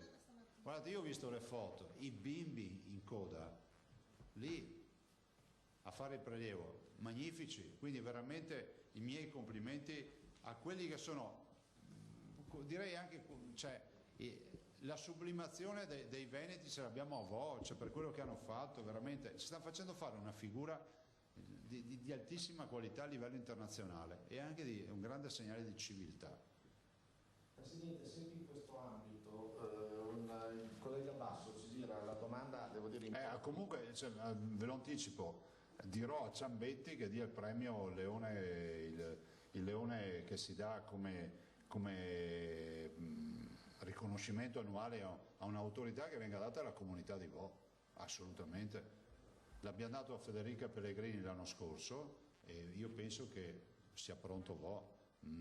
So che lì c'è tutto un comitato di gente che pensa, verifica, però Vo bisogna dargli un premio straordinario, va dato. Evito incidenti diplomatici, io glielo darei anche subito, ma siccome c'è il Leone del Consiglio e tutto per la Regione, è giusto che chiedo che si valuti fino in fondo questo. E l'ultima domanda mia è un'osservazione segnalazione che arriva dalla figlia di un non vedente che pone un tema, devo dire, toccante. I non vedenti si devono recare al lavoro con mezzi pubblici e vivono momenti di angoscia. Come facciamo, dicono, a percepire i distanziamenti, cioè quindi i posti segnati con la croce? Oppure entrare e uscire laddove non c'è l'accompagnamento a voce sull'autobus? Beh, quello è un problema che se c'era anche prima e va risolto, ma non dipende dal coronavirus. È un problema grave, ma non c'entra niente col coronavirus. Invece il tema del distanziamento è un altro tema. Posso dire, siamo una comunità e siamo civili.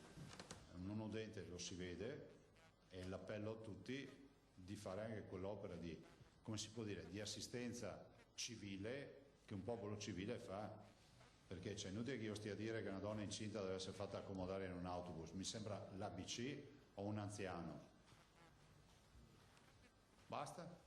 E i colleghi delle TV incombono, Fois e Emiliano. Sì, proprio una battutina a volo. Allora, la mia prima è una cosa rapidissima, si possono fare i traslochi, effettuare i traslochi in questo periodo? Perfetto. La seconda invece, non so se sia l'assessore Lanzarin che è più dentro la vicenda, mi chiedono se ci sono delle date per la ripartenza e le modalità di esecuzione delle terapie a domicilio comportamentali ABA che le professioniste effettuano a casa dei bimbi affetti da disturbo dello sviluppo.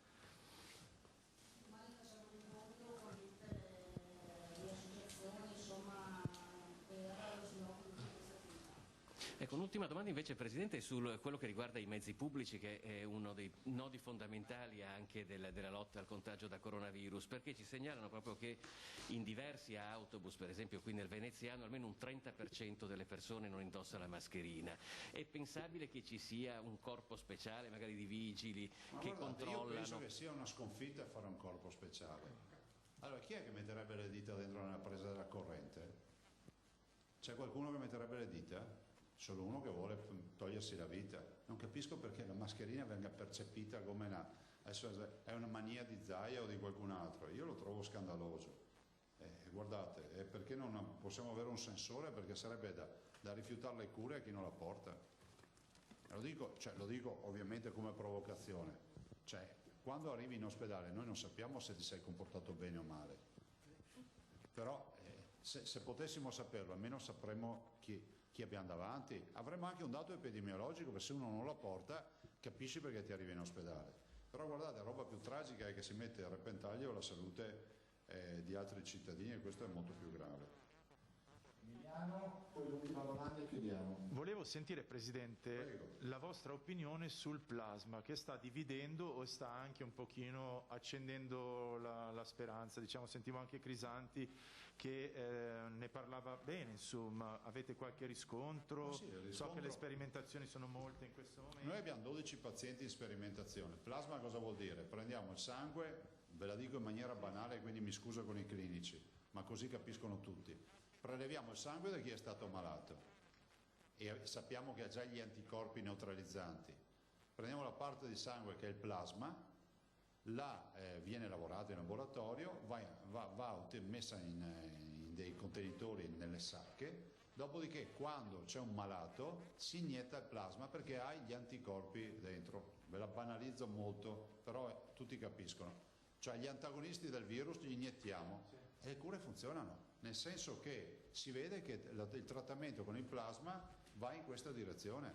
Noi siamo stati i primi ad applicarle, abbiamo una sperimentazione in corso che è iniziata penso per primi in Italia, però è pur vero che è cambiato il mondo nel giro di un mese e mezzo. Cioè pensate che siamo partiti un mese e mezzo fa che sembrava una roba veneristica, a parte il fatto che si è utilizzato anche con la spagnola questa modalità, a inizio secolo.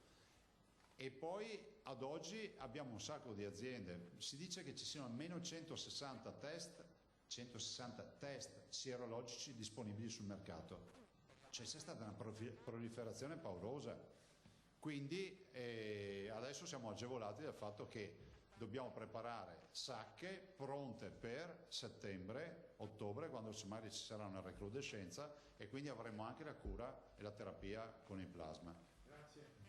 Prego. Ragazzi, l'ultimissima domanda, poi chiudiamo. L'asporto, dice la collega Nicolussi Moro del Corriere del Veneto, chiede: l'asporto può essere proposto anche ai cittadini che abitano in un altro comune rispetto a quello del ristorante? Sì. Sì.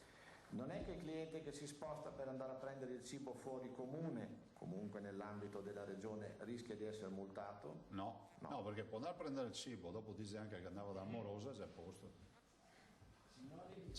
No, volevo dire, vi lascio con una riflessione se volete inquadrarla. Questo qui è un bimbo di 8 anni, questo è il bambolotto del bimbo, no? Della bimba, non so. Bimba di 8 anni. Non c'ho il nome perché non c'è. No, non c'è il nome, ho guardato anche nella mail che c'è stata mandata. Non c'è il nome. 8 anni, mette la mascherina alla bambola. Ecco, c'è qualcuno che ha molti più anni degli 8 anni e non ci arriva ancora a capirlo. Vi ho detto che si è rovesciata la piramide. Quelli che erano ritenuti responsabili sono eccezionali, che sono i ragazzi, che hanno un senso di responsabilità di comunità pauroso. E purtroppo noi adulti invece qualcuno marca male. Ma mostra anche quello che diceva lei, Presidente, prima, come è cambiato per i bambini la concezione. Ma certo, ma ormai i giovani sono predisposti culturalmente al tema della mascherina, per i bimbi non ne parliamo. E il problema è che questa è un'abitudine di vita che dovrà anche interessare noi, gli adulti, gli anziani e tutti. Grazie e buona domenica, ci vediamo domani con un po' di bilancio sulle aperture. Grazie e un po' di novità anche domani. Eccoci, allora, questa è la conferenza stampa del governatore Zaia, poi faremo un sunto con il nostro Filippo Fois, ma insomma avete sentito una ordinanza che sostanzialmente si allinea al DPCM in vigore da domani, con alcune particolarità che poi vi riassumeremo nuovamente. È importante anche il discorso che ha fatto, lo avete sentito, proprio sui giovani, sui ragazzi diventati delle sentinelle, questo rovesciamento un po' dei concetti, il fatto anche che si prevede un aumento fisiologico dei contagi, fisiologico ovviamente, con 1.200.000 lavoratori che da domani torneranno al lavoro. L'importante, ha mostrato i numeri, insomma, che sia un aumento fisiologico e non esponenziale, il che porterebbe a ripensare nuovamente ad altre chiusure, questo anche in linea con quanto detto dal governo, i famosi parametri, l'algoritmo di cui si parlava ieri, e poi anche questo omaggio a Vo, come sapete l'abbiamo raccontato ieri nel nostro servizio con Francesco Ratai. Abbiamo visto il primo giorno del nuovo screening, il terzo screening, con tantissime persone in fila. Era un test volontario, lo ricordiamo, ma tutti sono andati a farsi questo screening e quindi Zaia ha detto merita un premio. Chiederò a Mattarella una medaglia d'oro al valor civile. In ogni caso il Leone del Veneto quest'anno andrà alla comunità di Vo. Fra poco rivedremo anche il dato dei contagi, ma abbiamo in collegamento e faremo anche un focus allora sul trasporto pubblico locale di cui si è parlato. Abbiamo in collegamento il sottosegretario all'economia Pierpaolo Baretta. Buongiorno, buona domenica. Buongiorno e buona domenica anche a voi. Allora, ieri abbiamo raccontato un po' dalla conferenza stampa che aveva lei in diretta anche con i suoi colleghi sottosegretari Variati e Martella, sia il discorso dell'algoritmo, insomma, di queste riaperture, sia l'importanza sia del decreto in arrivo, ma anche appunto delle misure, la cassa integrazione. Ci arriviamo fra poco, anche perché peraltro domani proprio a Venezia, ci sarà una nuova manifestazione di commercianti e artigiani, insomma, in tutta la città. Ma restando su Venezia e sul tema trasporto pubblico locale, domani insomma c'è una riapertura anche da questo punto di vista. Ieri l'annuncio dell'assessore De Berti per quanto riguarda ad esempio il trasporto ferroviario. Sul tema prettamente veneziano, perché lei, lo ricordiamo per i pochi che non lo sapessero, che è anche candidato sindaco a Venezia, il tema del trasporto pubblico locale a Venezia da domani come lo vede? Ma lo vedo un'emergenza, perché come lei ricordava in tutta Italia, quindi anche in Veneto e quindi anche a Venezia, si accentua la mobilità perché riaprono molte attività economiche, soprattutto le industrie, e quindi le persone si muoveranno. Già ieri abbiamo avuto alcune persone che non hanno potuto salire sui mezzi per l'obbligo del distanziamento, e quindi quello che io sostengo è che è necessario, avevamo avuto 2 mesi per sapere che arrivavamo qui, ma in ogni caso che ci sia un'intesa robusta tra i sindacati e l'azienda, la CTV in particolare, intanto perché rimettano in moto tutti i mezzi, sia quelli navali sia quelli terrestri. La CTV, come sappiamo, ha entrambi i servizi, sia quello di terraferma che quello lagunare. Alcuni mezzi sono fermi, molti mezzi sono fermi, si mettono tutti in movimento, si richiamano i lavoratori dalla cassa integrazione e poi si abbia un'attenzione particolare alle ore di punta, e su questo il Comune deve avere un'attenzione particolare, perché una volta che tutti i mezzi sono in movimento, tutti i lavoratori sono rientrati, guardare con attenzione se questo è sufficiente a garantire a tutte le persone che vadano al lavoro. So che è stata adottata la linea della prenotazione, devo dire in una città come Venezia Città d'Acqua, dove i vaporetti passano ogni 10-12 minuti, non credo che la prenotazione sarà efficacissima. In ogni caso è un sistema, ma non è detto che questo risolva il problema dell'afflusso di persone. Quindi tutti al lavoro, tutti richiamati, e tutti i mezzi in acqua o per terra, e poi grande attenzione da parte del Comune. Devo dire un'altra cosa sui trasporti, che io penso che bisogna porre alle Ferrovie dello Stato il problema che non è possibile che da domani non ci sia un incremento degli Frecciarossa né per Milano né per Roma da parte della nostra città, e questo io faccio un appello al Presidente Zaia e al Sindaco Brugnaro, perché siamo tutti sulla stessa esigenza. No, il Veneto non può restare isolato, quindi chiediamo alle Ferrovie dello Stato di riattivare, ovviamente non a ritmo pieno, ma di riattivare collegamenti più frequenti con Roma, perché è vero che ci si può muovere solo per ragioni di lavoro, ma coloro che devono muoversi per andare o a Milano o a Roma per ragioni di lavoro, con i Frecciarossa è più garantita sicuramente il distanziamento e i controlli. Quindi situazione locale da gestire con grande attenzione, rimettendo in moto tutta l'attività. Situazione di media e lunga percorrenza, non va bene che il Veneto sia isolato. Senta, lo ha detto già un po' prima, andava pensata per tempo la strategia sul trasporto pubblico locale? Ma insomma, che ci fosse stato nel mese scorso la comprensibile esigenza di contrarre i servizi, perché comunque c'era l'impedimento totale a muoversi, qualche disagio si era visto lo stesso, qualche piano c'era anche stato, perché soprattutto in una città come Venezia i mezzi pubblici per andare in ospedale, per andare in altre esigenze sono indispensabili. In ogni caso non è sufficiente dire andate a piedi, sono molte persone che hanno l'esigenza da isola a isola, non si va a piedi, e quindi, però in ogni caso quello che è chiaro è che sapevamo che arrivavamo a questo momento, e il problema è che il Comune ha lasciato sola la CTV e non ha un piano che non sia solo di contrazione economica. Capisco le difficoltà, ma è il momento di guardare invece il servizio.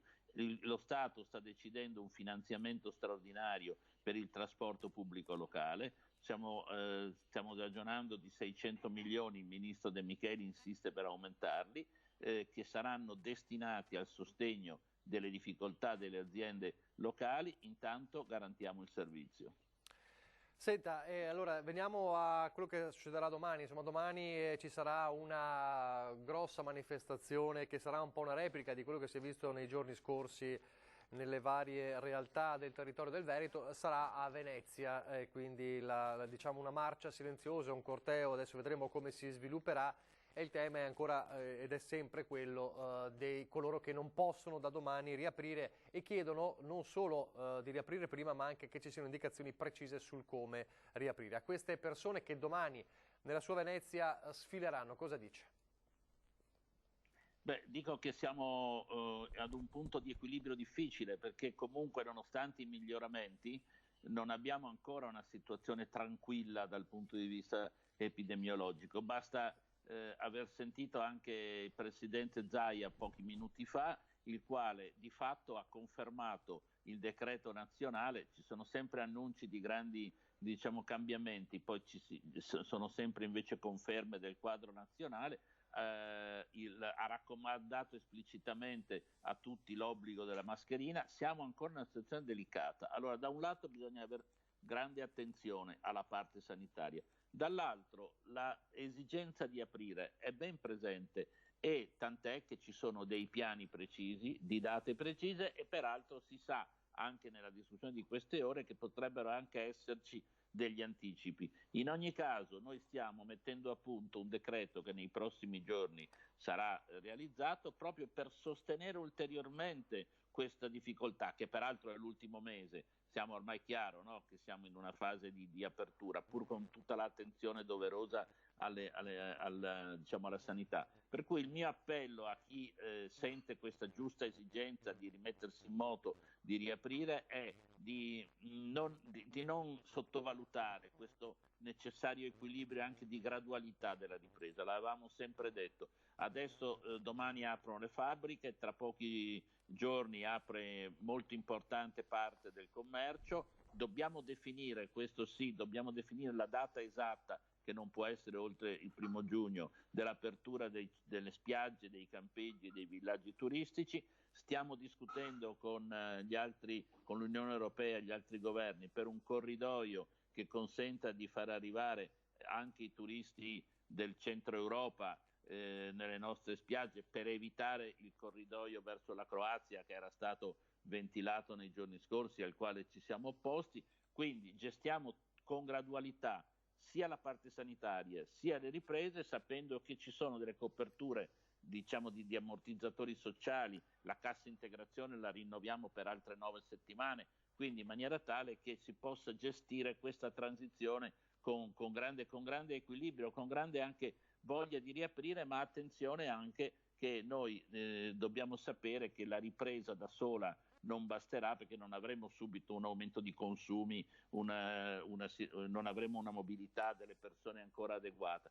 Quindi è questo che io raccomando, e pur ovviamente capendo esattamente le esigenze, fuori discussione, l'economia ha bisogno di ripartire, ma costruiamola insieme. Per quanto riguarda le modalità, è chiaro che noi sosteniamo gli accordi tra le categorie economiche e le parti sociali per decidere quali sono le giuste modalità. Chi meglio delle singole categorie può dire al governo, può dire alle autorità pubbliche, alle regioni, ai comuni, che cosa si può fare per garantire la tranquillità sanitaria nelle situazioni particolari che ci sono. Quindi io penso che bisogna incentivare questi protocolli, che già in parte sono presenti ma che non sono ancora del tutto definiti, in maniera tale che nei prossimi giorni disponiamo sia di un piano definitivo di date di rientro e sia dei protocolli che rassicurino il singolo operatore economico su quali sono le cautele che deve prendere. Sostanzialmente le sappiamo, sono il distanziamento, sono l'igiene, sono la mascherina, quindi è necessario che su questo si definisca caso per caso, ma non mi pare che siamo di fronte alla non comprensione di questa esigenza. Siamo di fronte a organizzarla insieme, tenendo conto che non possiamo permetterci, come più volte è stato detto da tutti, che abbiamo delle ricadute. La cosa peggiore sarebbe riaprire e richiudere, riaprire e richiudere. Certo.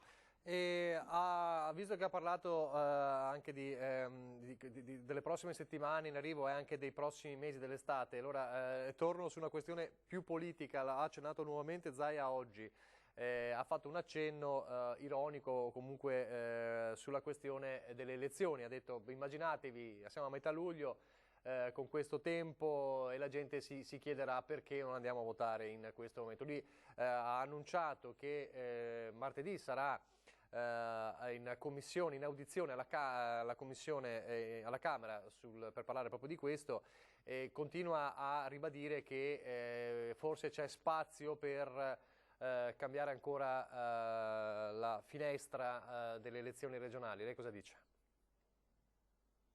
Io penso che in queste settimane, non quelle passate, anche le prossime, le persone, la gente, le imprese abbiano altro per la testa, non perché le elezioni non siano importanti.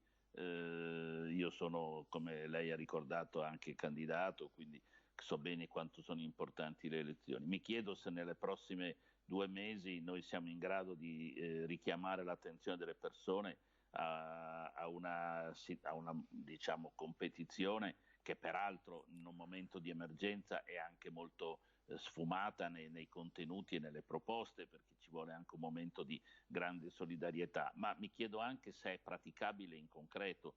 Cioè, ho sentito coloro che sostengono questa tesi che bisognerebbe allungare il periodo di voto perché le code ai seggi, perché appunto le mascherine, quindi l'idea di spostare in autunno è un'idea ragionevole. So che il presidente Zaia ha un'obiezione su questo, la sostiene sempre, cioè che in autunno potrebbe esserci una recrudescenza.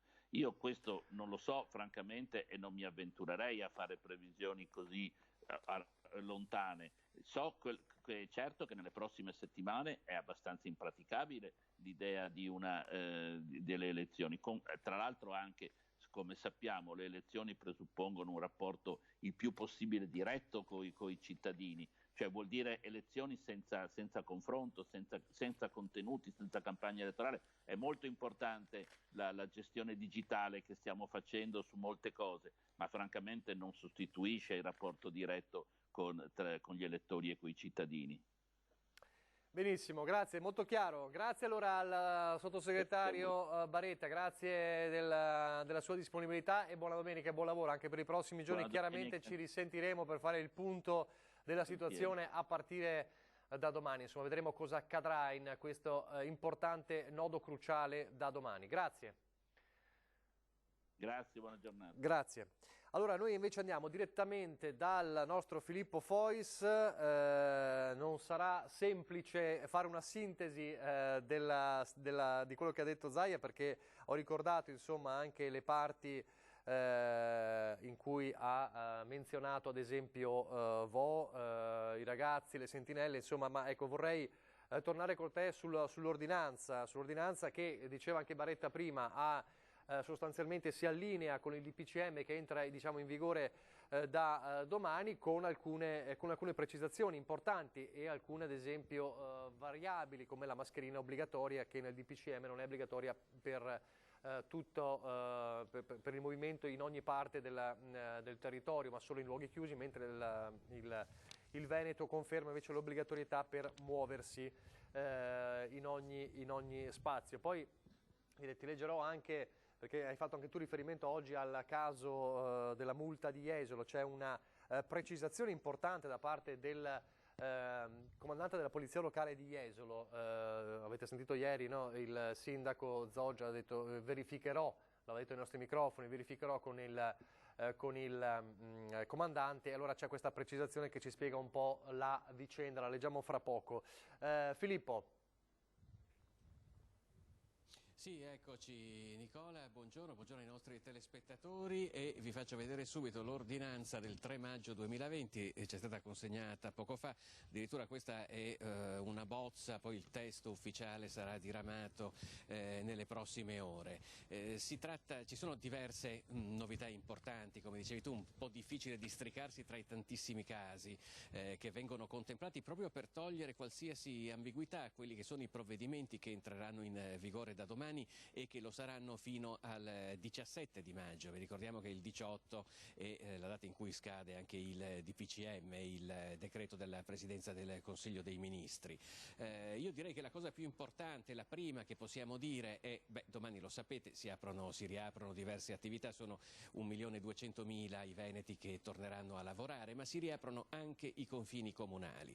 Da domani, voi sapevate che in questi giorni si poteva passeggiare all'interno del proprio comune, da domani lo si potrà fare anche al di fuori, naturalmente entro i confini del Veneto, per cui in tutta la regione, forse chi ha seguito poco fa la conferenza stampa del Presidente Zaia ha sentito addirittura una domanda, arrivava da Vicenza, chiedeva posso andare a farmi il bagno a Jesolo, la risposta è stata di sì. Certo questo non toglie che, ed è bene ribadirlo veramente in tutte le salse, che l'emergenza sia terminata, perché le prescrizioni e le limitazioni rimangono tantissime.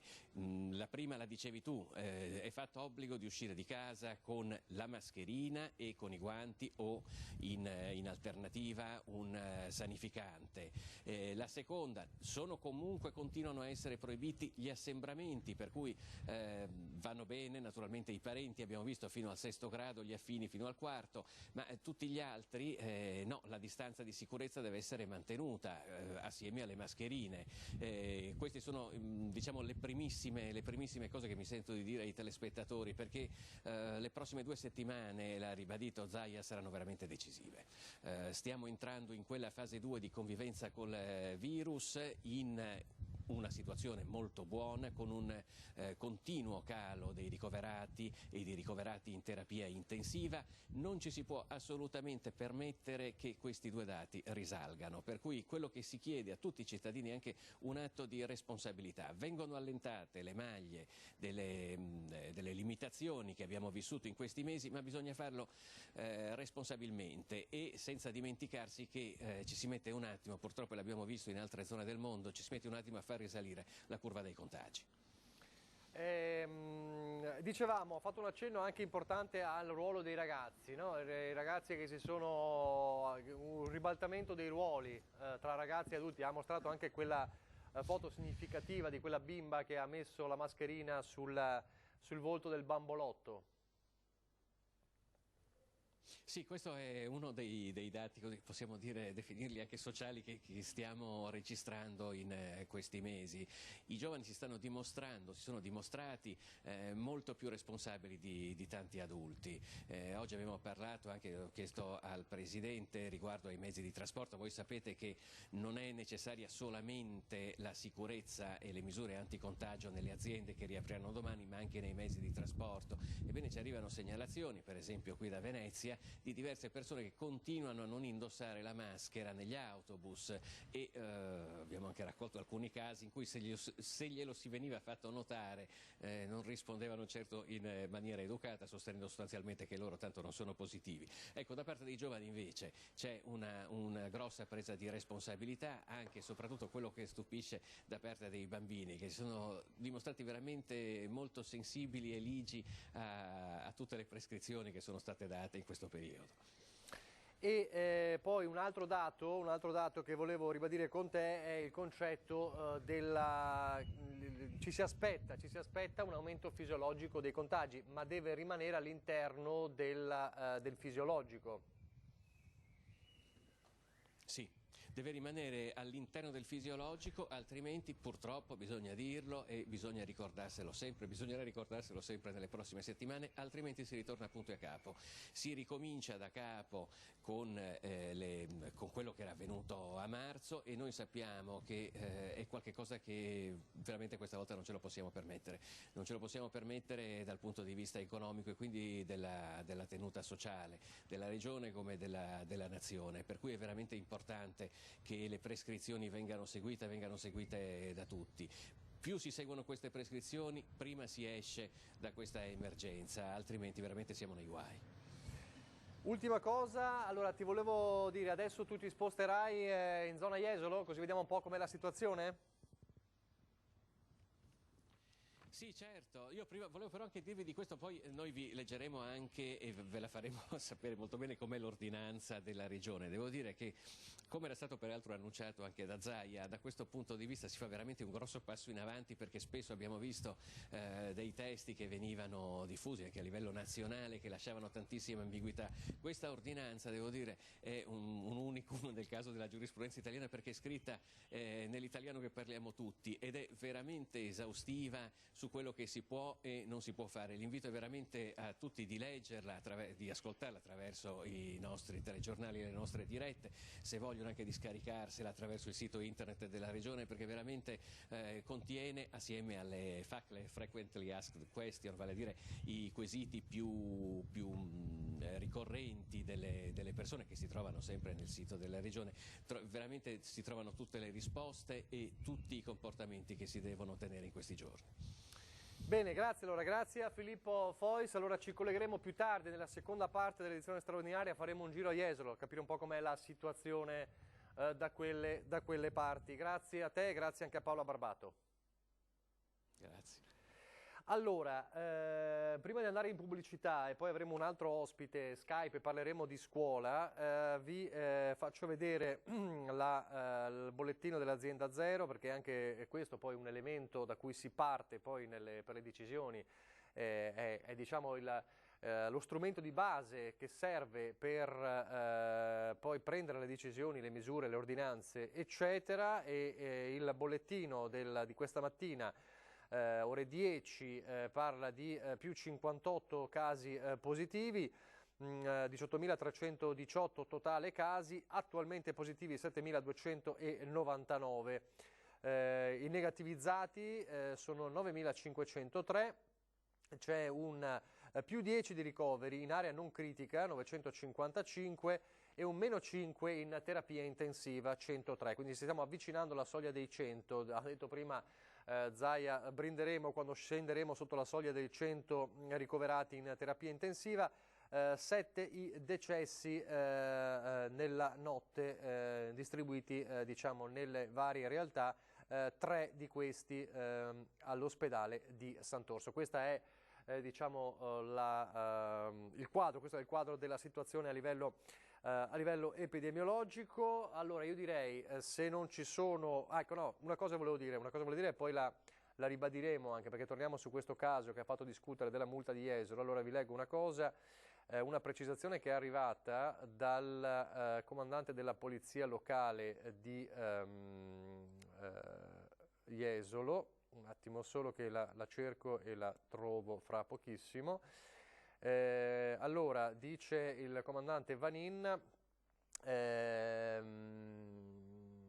ecco il chiarimento su quello che è successo. La versione esatta è, dice il comandante Vanin, della famosa multa da 400 euro di Jesolo. Il signore che ha preso la sanzione veniva da fuori provincia, comune di Cittadella, senza che sussistessero i motivi di lavoro, stato di necessità e sanitari, e già questo, dice Vanin, comporterebbe una sanzione, quindi siamo prima ovviamente della nuova ordinanza regionale. Poi ha preso per asporto un caffè e l'ha consumato nelle immediate adiacenze del chiosco, nonostante il titolare si fosse raccomandato che non lo facesse, nonostante il divieto espresso. Dice il comandante, le sanzioni avrebbero potuto essere 2, stante la normativa, ma gli agenti, usando il cosiddetto buonsenso, ne hanno applicato una sola. Quindi questo è quello che dice il comandante della polizia locale di Jesolo, cioè che la persona veniva da fuori provincia e non aveva motivi di lavoro, necessità o sanitari per farlo, e poi ha consumato nelle immediate adiacenze del chiosco, nonostante il titolare si fosse raccomandato e nonostante il divieto. È questo il secondo elemento, diciamo, che fa discutere, cioè il caffè. Lo ha detto anche Zaia, oggi ci serve un po' di buonsenso anche da parte di chi controlla. Certo, c'è invece un altro elemento che non sapevamo, cioè che questa persona veniva da fuori provincia. Questa è la versione, insomma, questo è il fatto raccontato dalla comandante della polizia locale, che appunto ha voluto intervenire per chiarire quanto accaduto. Resta evidentemente la polemica, resta un po' il dibattito, perché è una multa di 400 euro per un caffè consumato, certo fuori dalle regole, nelle immediate vicinanze, lo ha detto Zaia prima, insomma, citando peraltro una direttiva del Viminale di questa mattina. Serve il buon senso da parte di tutti, e quindi 400 euro per un caffè forse sono troppe, forse sarebbe bastata un'attività informativa. Questo sulla parte, diciamo, del consumo di caffè nelle vicinanze, non sulla parte invece della uscita fuori provincia. Allora andiamo in pubblicità e poi parleremo di scuola.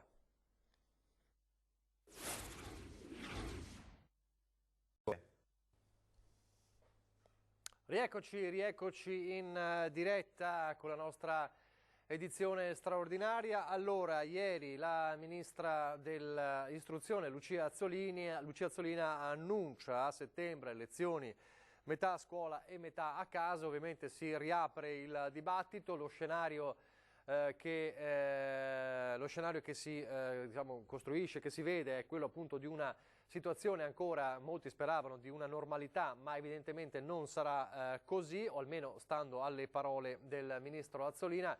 Allora cerchiamo di capire con i presidi come si attrezzeranno, come si può mettere in piedi anche un inizio di anno scolastico così, quindi con un turno di ragazzi a scuola e nello stesso giorno un altro turno diciamo online e poi viceversa, insomma come ci si organizzerà. Lo chiediamo a Gianni Maddalon, buongiorno e buona domenica. Buongiorno a lei. Associazione Nazionale Presidi, sezione Treviso e Belluno. Allora, come intanto avete recepito queste parole del ministro Azzolina? Mi permetta di fare un passo indietro. Sì. La situazione della scuola e del paese è di essere in emergenza su una zattera di salvataggio. Bisogna prendere delle decisioni difficili e prenderle in condizioni che tecnicamente si definiscono condizioni di ignoranza. Non sono io, come sa, è la mia videocamera che fa questi scherzi. Non riesce a bloccarla? No, resta così? No, decide lei.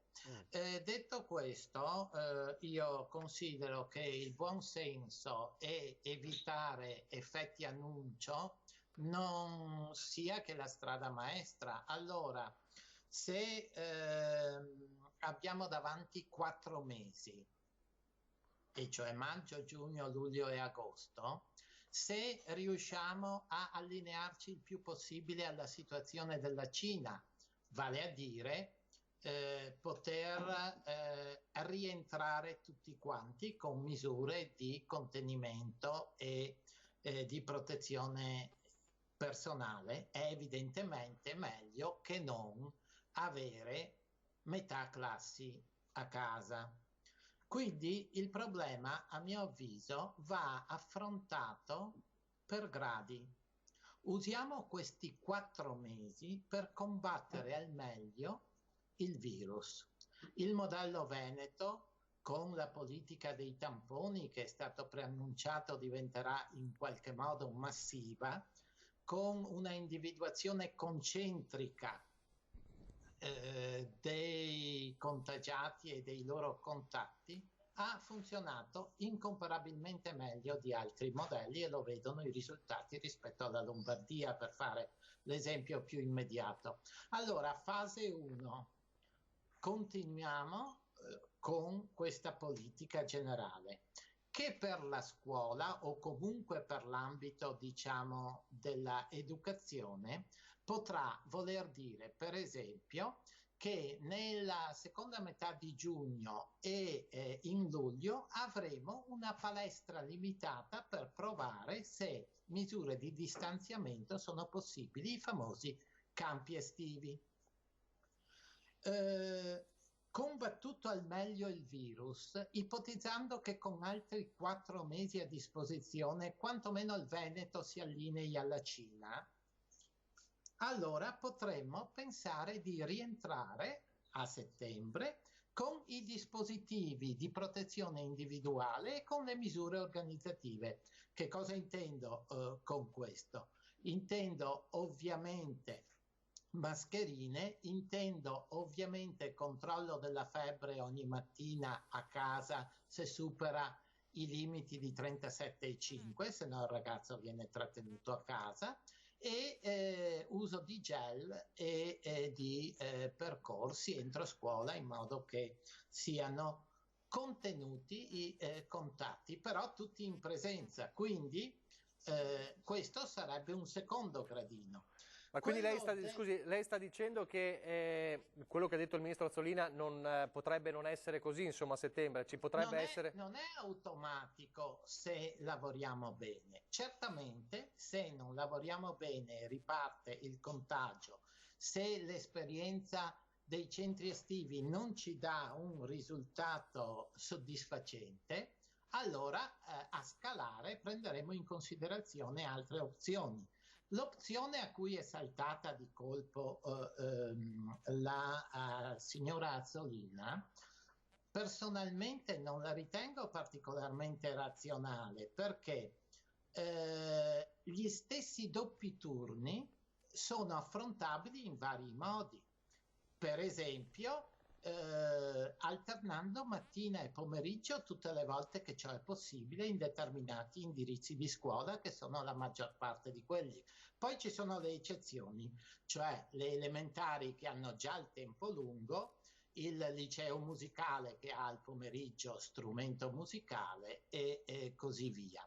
Però sono una frazione di tutto il problema, cioè, per farla breve, io dico, prima di fasciarci la testa, né fare annunci catastrofici, né abbandonare il buon senso della progressività. Abbiamo 4 mesi davanti. Non vogliono dire niente 4 mesi con l'esperienza di gestione epidemiologica che in Regione Veneto c'è stata.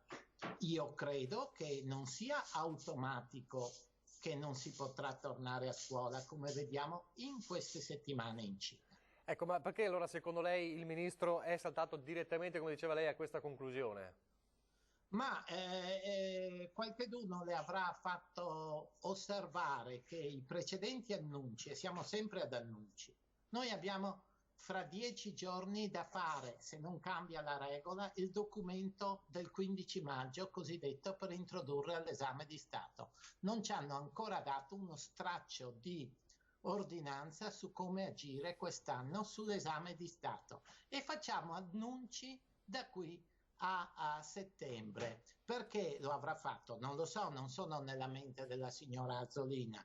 Ritengo che in precedenza abbia fatto degli altri annunci, lei e funzionari apicali, che dicevano che si rientra tutti a settembre distanziati. Qualcuno gli avrà fatto osservare che avrebbe voluto dire grosso modo duplicare il numero di aule in Italia, cioè una spesa e una situazione semplicemente improponibile, e allora l'unico modo per scapparne dalla duplicazione di aule è dire di mezzo gli studenti. Ma anche qui il di mezzo gli studenti, e ripeto, lo vedo come terzo gradino. Combattiamo il virus, facciamo una buona esperienza dei centri estivi, mettiamoci nelle condizioni, secondo gradino, di essere equiparabili, diciamo, alla Cina, e se tutto ciò non andasse, perché il virus è veramente imprevedibile, ci ha sempre sorpreso finora, se tutto ciò non bastasse, d'accordo, allora come linea del Piave, da settembre rientriamo con le persone meno assembrate. Come si può fare questo? Questo si può fare in tutti gli ordini di scuola in cui posso usare orari diversi, alternativamente, alcune metà classi semplifico al mattino e metà al pomeriggio, presenti, quindi presenti, ma essendo metà hanno il doppio di locali, oppure noi possiamo fare che a seconda degli ordini di scuola si faccia lezione ogni giorno con videoconferenza in cui metà della classe, e quindi qui sta tutta la programmazione dei docenti, fa dei lavori in teleconferenza da casa e metà in presenza, e il giorno dopo o insomma a cadenze si alternano. Ma ripeto, lo vedo come ultima spiaggia organizzativamente. L'estrema ratio. Lei crede che il sistema scuola italiano possa reggere questa estrema ratio, questa ultima spiaggia? Così come è organizzato il sistema italiano, molto farraginoso, burocratizzato, lento? Diciamo che le scuole si danno da fare se ci sarà un investimento soprattutto in formazione del personale, di tutto il personale, del personale docente, che se arrivassimo all'estrema ratio, ma anche in caso di rientro, insomma, facendo diciamo tesoro di questa esperienza di didattica a distanza, può fare un'offerta formativa potenziata. Anche se si rientrasse potrà usare il pomeriggio per forme di potenziamento, recupero, ripetizione. per il corpo docente. Per l'organizzazione, per esempio, i segretari, il personale ATA dovranno essere formati, e abbiamo i mesi estivi per fare questo, per gli aspetti, chiamiamoli così, di pulizia metodica, sanificazione delle superfici, delle maniglie o altro, quelle misure che stiamo programmando in questi giorni già per l'esame di Stato, in modo che non ci siano canali di percorso per il virus. L'ultima domanda che le faccio, allora, visto che l'ha introdotto lei, insomma, dicevo non abbiamo ancora uno straccio di linea, si avvicina l'esame di maturità, quindi voi chiedete a gran voce qualcosa di concreto dal governo? Sì, e sapendo che il rischio è di essere portati in zona Cesarini, i colleghi in questo caso principalmente delle superiori, quindi dell'esame di Stato di quinta secondaria di secondo grado, e parzialmente, molto più parzialmente, i colleghi che hanno la terza media, cominciano a prendere iniziative per non trovarsi all'ultimo momento, cioè siamo costretti a dire prima o poi arriva l'ordinanza su come si fanno gli esami, ma se la aspetto mi trovo col cerino in mano, allora faccio la cosa di più buon senso che mi riesce, e quando arriverà l'ordinanza mi resterà solo da ritagliare quello che ho fatto in anticipo sulla previsione che ci verrà dal Ministero, e quindi riteniamo di poter far fronte a questa scadenza. Benissimo, grazie, allora, è stato chiarissimo, grazie a Gianni Maddalon per questo scenario, insomma ci ha detto, insomma, quello della lezione metà in classe, metà online, insomma è un'estrema ratio, ma forse possiamo evitarla se i prossimi mesi porteranno a una situazione diversa per quanto riguarda il contagio, e questo è, come dire, l'indicazione epidemiologica delle ultime settimane. Vedremo cosa accadrà adesso con la riapertura di una serie di realtà, e quindi un eventuale aumento del contagio, peraltro fisiologicamente previsto. Vedremo cosa accadrà. Grazie e buon lavoro anche per le prossime settimane in attesa del decreto proprio sulla maturità. Grazie e buona domenica. Grazie a lei, arrivederci. Benissimo, allora noi andiamo in pubblicità, poi di nuovo in diretta.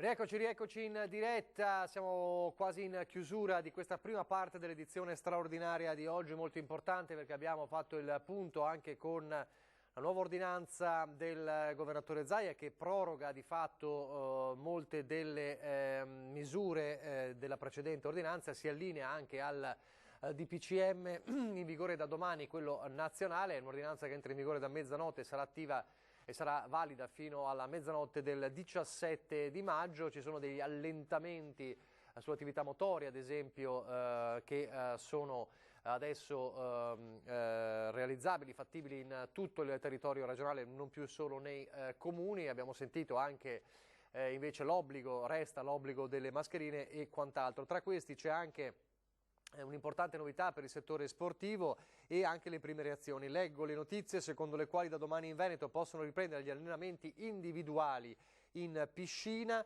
Se il presidente Zaia ha risolto il problema riguardo la cautela da osservare nel delicato momento della fase 2, sono contento. Il Centro Federale di Verona ha già l'acqua in vasca calda per Federica Pellegrini e gli altri atleti che si preparano a Verona.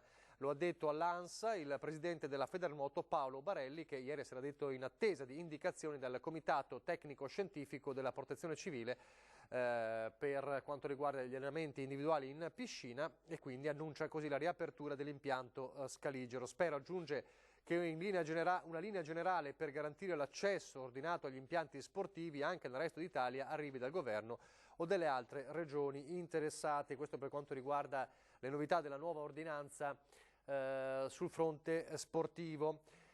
Domani, come sapete, poi la prossima settimana aveva annunciato il commissario Arcuri, ci sarà anche l'approvvigionamento di mascherine in tutta Italia con il prezzo fissato a 50 centesimi per evitare le speculazioni, ma c'è anche un effetto collaterale di questa misura. A Vascondi Carbonera, dove ha sede un'azienda che importa mascherine e che con il limite imposto di prezzo fissato dal governo ha dovuto annullare tutti gli ordini. Guardate perché. Tutte le aziende che fino ad oggi importavano il prodotto dall'Estremo Oriente, l'unico posto dove in questo momento storico vengono prodotte queste mascherine, non potranno più farlo, perché se il prodotto deve andare a 50 centesimi al pubblico, nessuno di noi potrà avere non solo il margine, ma andare a pari con il prezzo. Acquistare mascherine ad un prezzo equo è un diritto, soprattutto per dispositivi di protezione che oggi sono obbligatori e che, come le mascherine chirurgiche, andrebbero cambiati almeno 2 volte al giorno. Ma lo stesso diritto dovrebbero averlo le imprese che importano mascherine in Italia e che ad oggi, con il prezzo di massima fissato dal governo, non hanno alcun margine. Noi in questo momento alla fonte paghiamo il prodotto circa 25 centesimi. A questo va aggiunto un costo di trasporto. Il costo di trasporto ovviamente rispetto alla prima della pandemia è completamente variato. Prima della pandemia non c'era bisogno di importare oggi per domani le mascherine, quindi venivano importate via mare, e via mare hanno tempi più lunghi ma costi nettamente più bassi. Le mascherine oggi viaggiano in aereo ad un costo di 16 euro al chilo contro i 3 euro al chilo di una volta, e così, conti alla mano, in Italia il prodotto arriva ad un prezzo di 40 centesimi, più IVA si sale a 48. Le mascherine poi arrivano alla vendita al dettaglio, dunque con un secondo intermediario. Diciamo che in questo momento è un prezzo utopistico. Altri paesi, tipo la Spagna, hanno imposto dei prezzi completamente diversi. In Spagna il prezzo al pubblico è di 96 centesimi, che è quasi il doppio. In Spagna, al contempo, ogni farmacia ha l'obbligo di dare 2 mascherine a persona al mese gratuitamente. Queste mascherine sono pagate dallo Stato. Fabbrini, dopo aver chiesto ai partner cinesi di abbassare il prezzo, ha dovuto annullare tutti gli ordini. Fare un lavoro per rimetterci già in un momento in cui hai un calo del fatturato del 50%? Assolutamente no. Se fosse una situazione dove il governo avesse imposto un ricarico, allora sarebbe già stato diverso. Cioè, oltre a quel ricarico diventa speculazione. Va bene, allora ci sta. I paradossi di questa situazione. Ancora pochissimi istanti di pubblicità.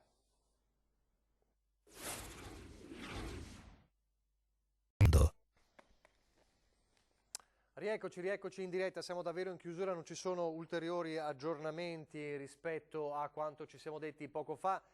Vi ricordo allora che alle 17:30 riprenderemo la nostra edizione straordinaria, vi faremo anche risentire un po' quali sono i punti cruciali della nuova dell'ordinanza, insomma, in vigore dalla mezzanotte di oggi della Regione del Veneto.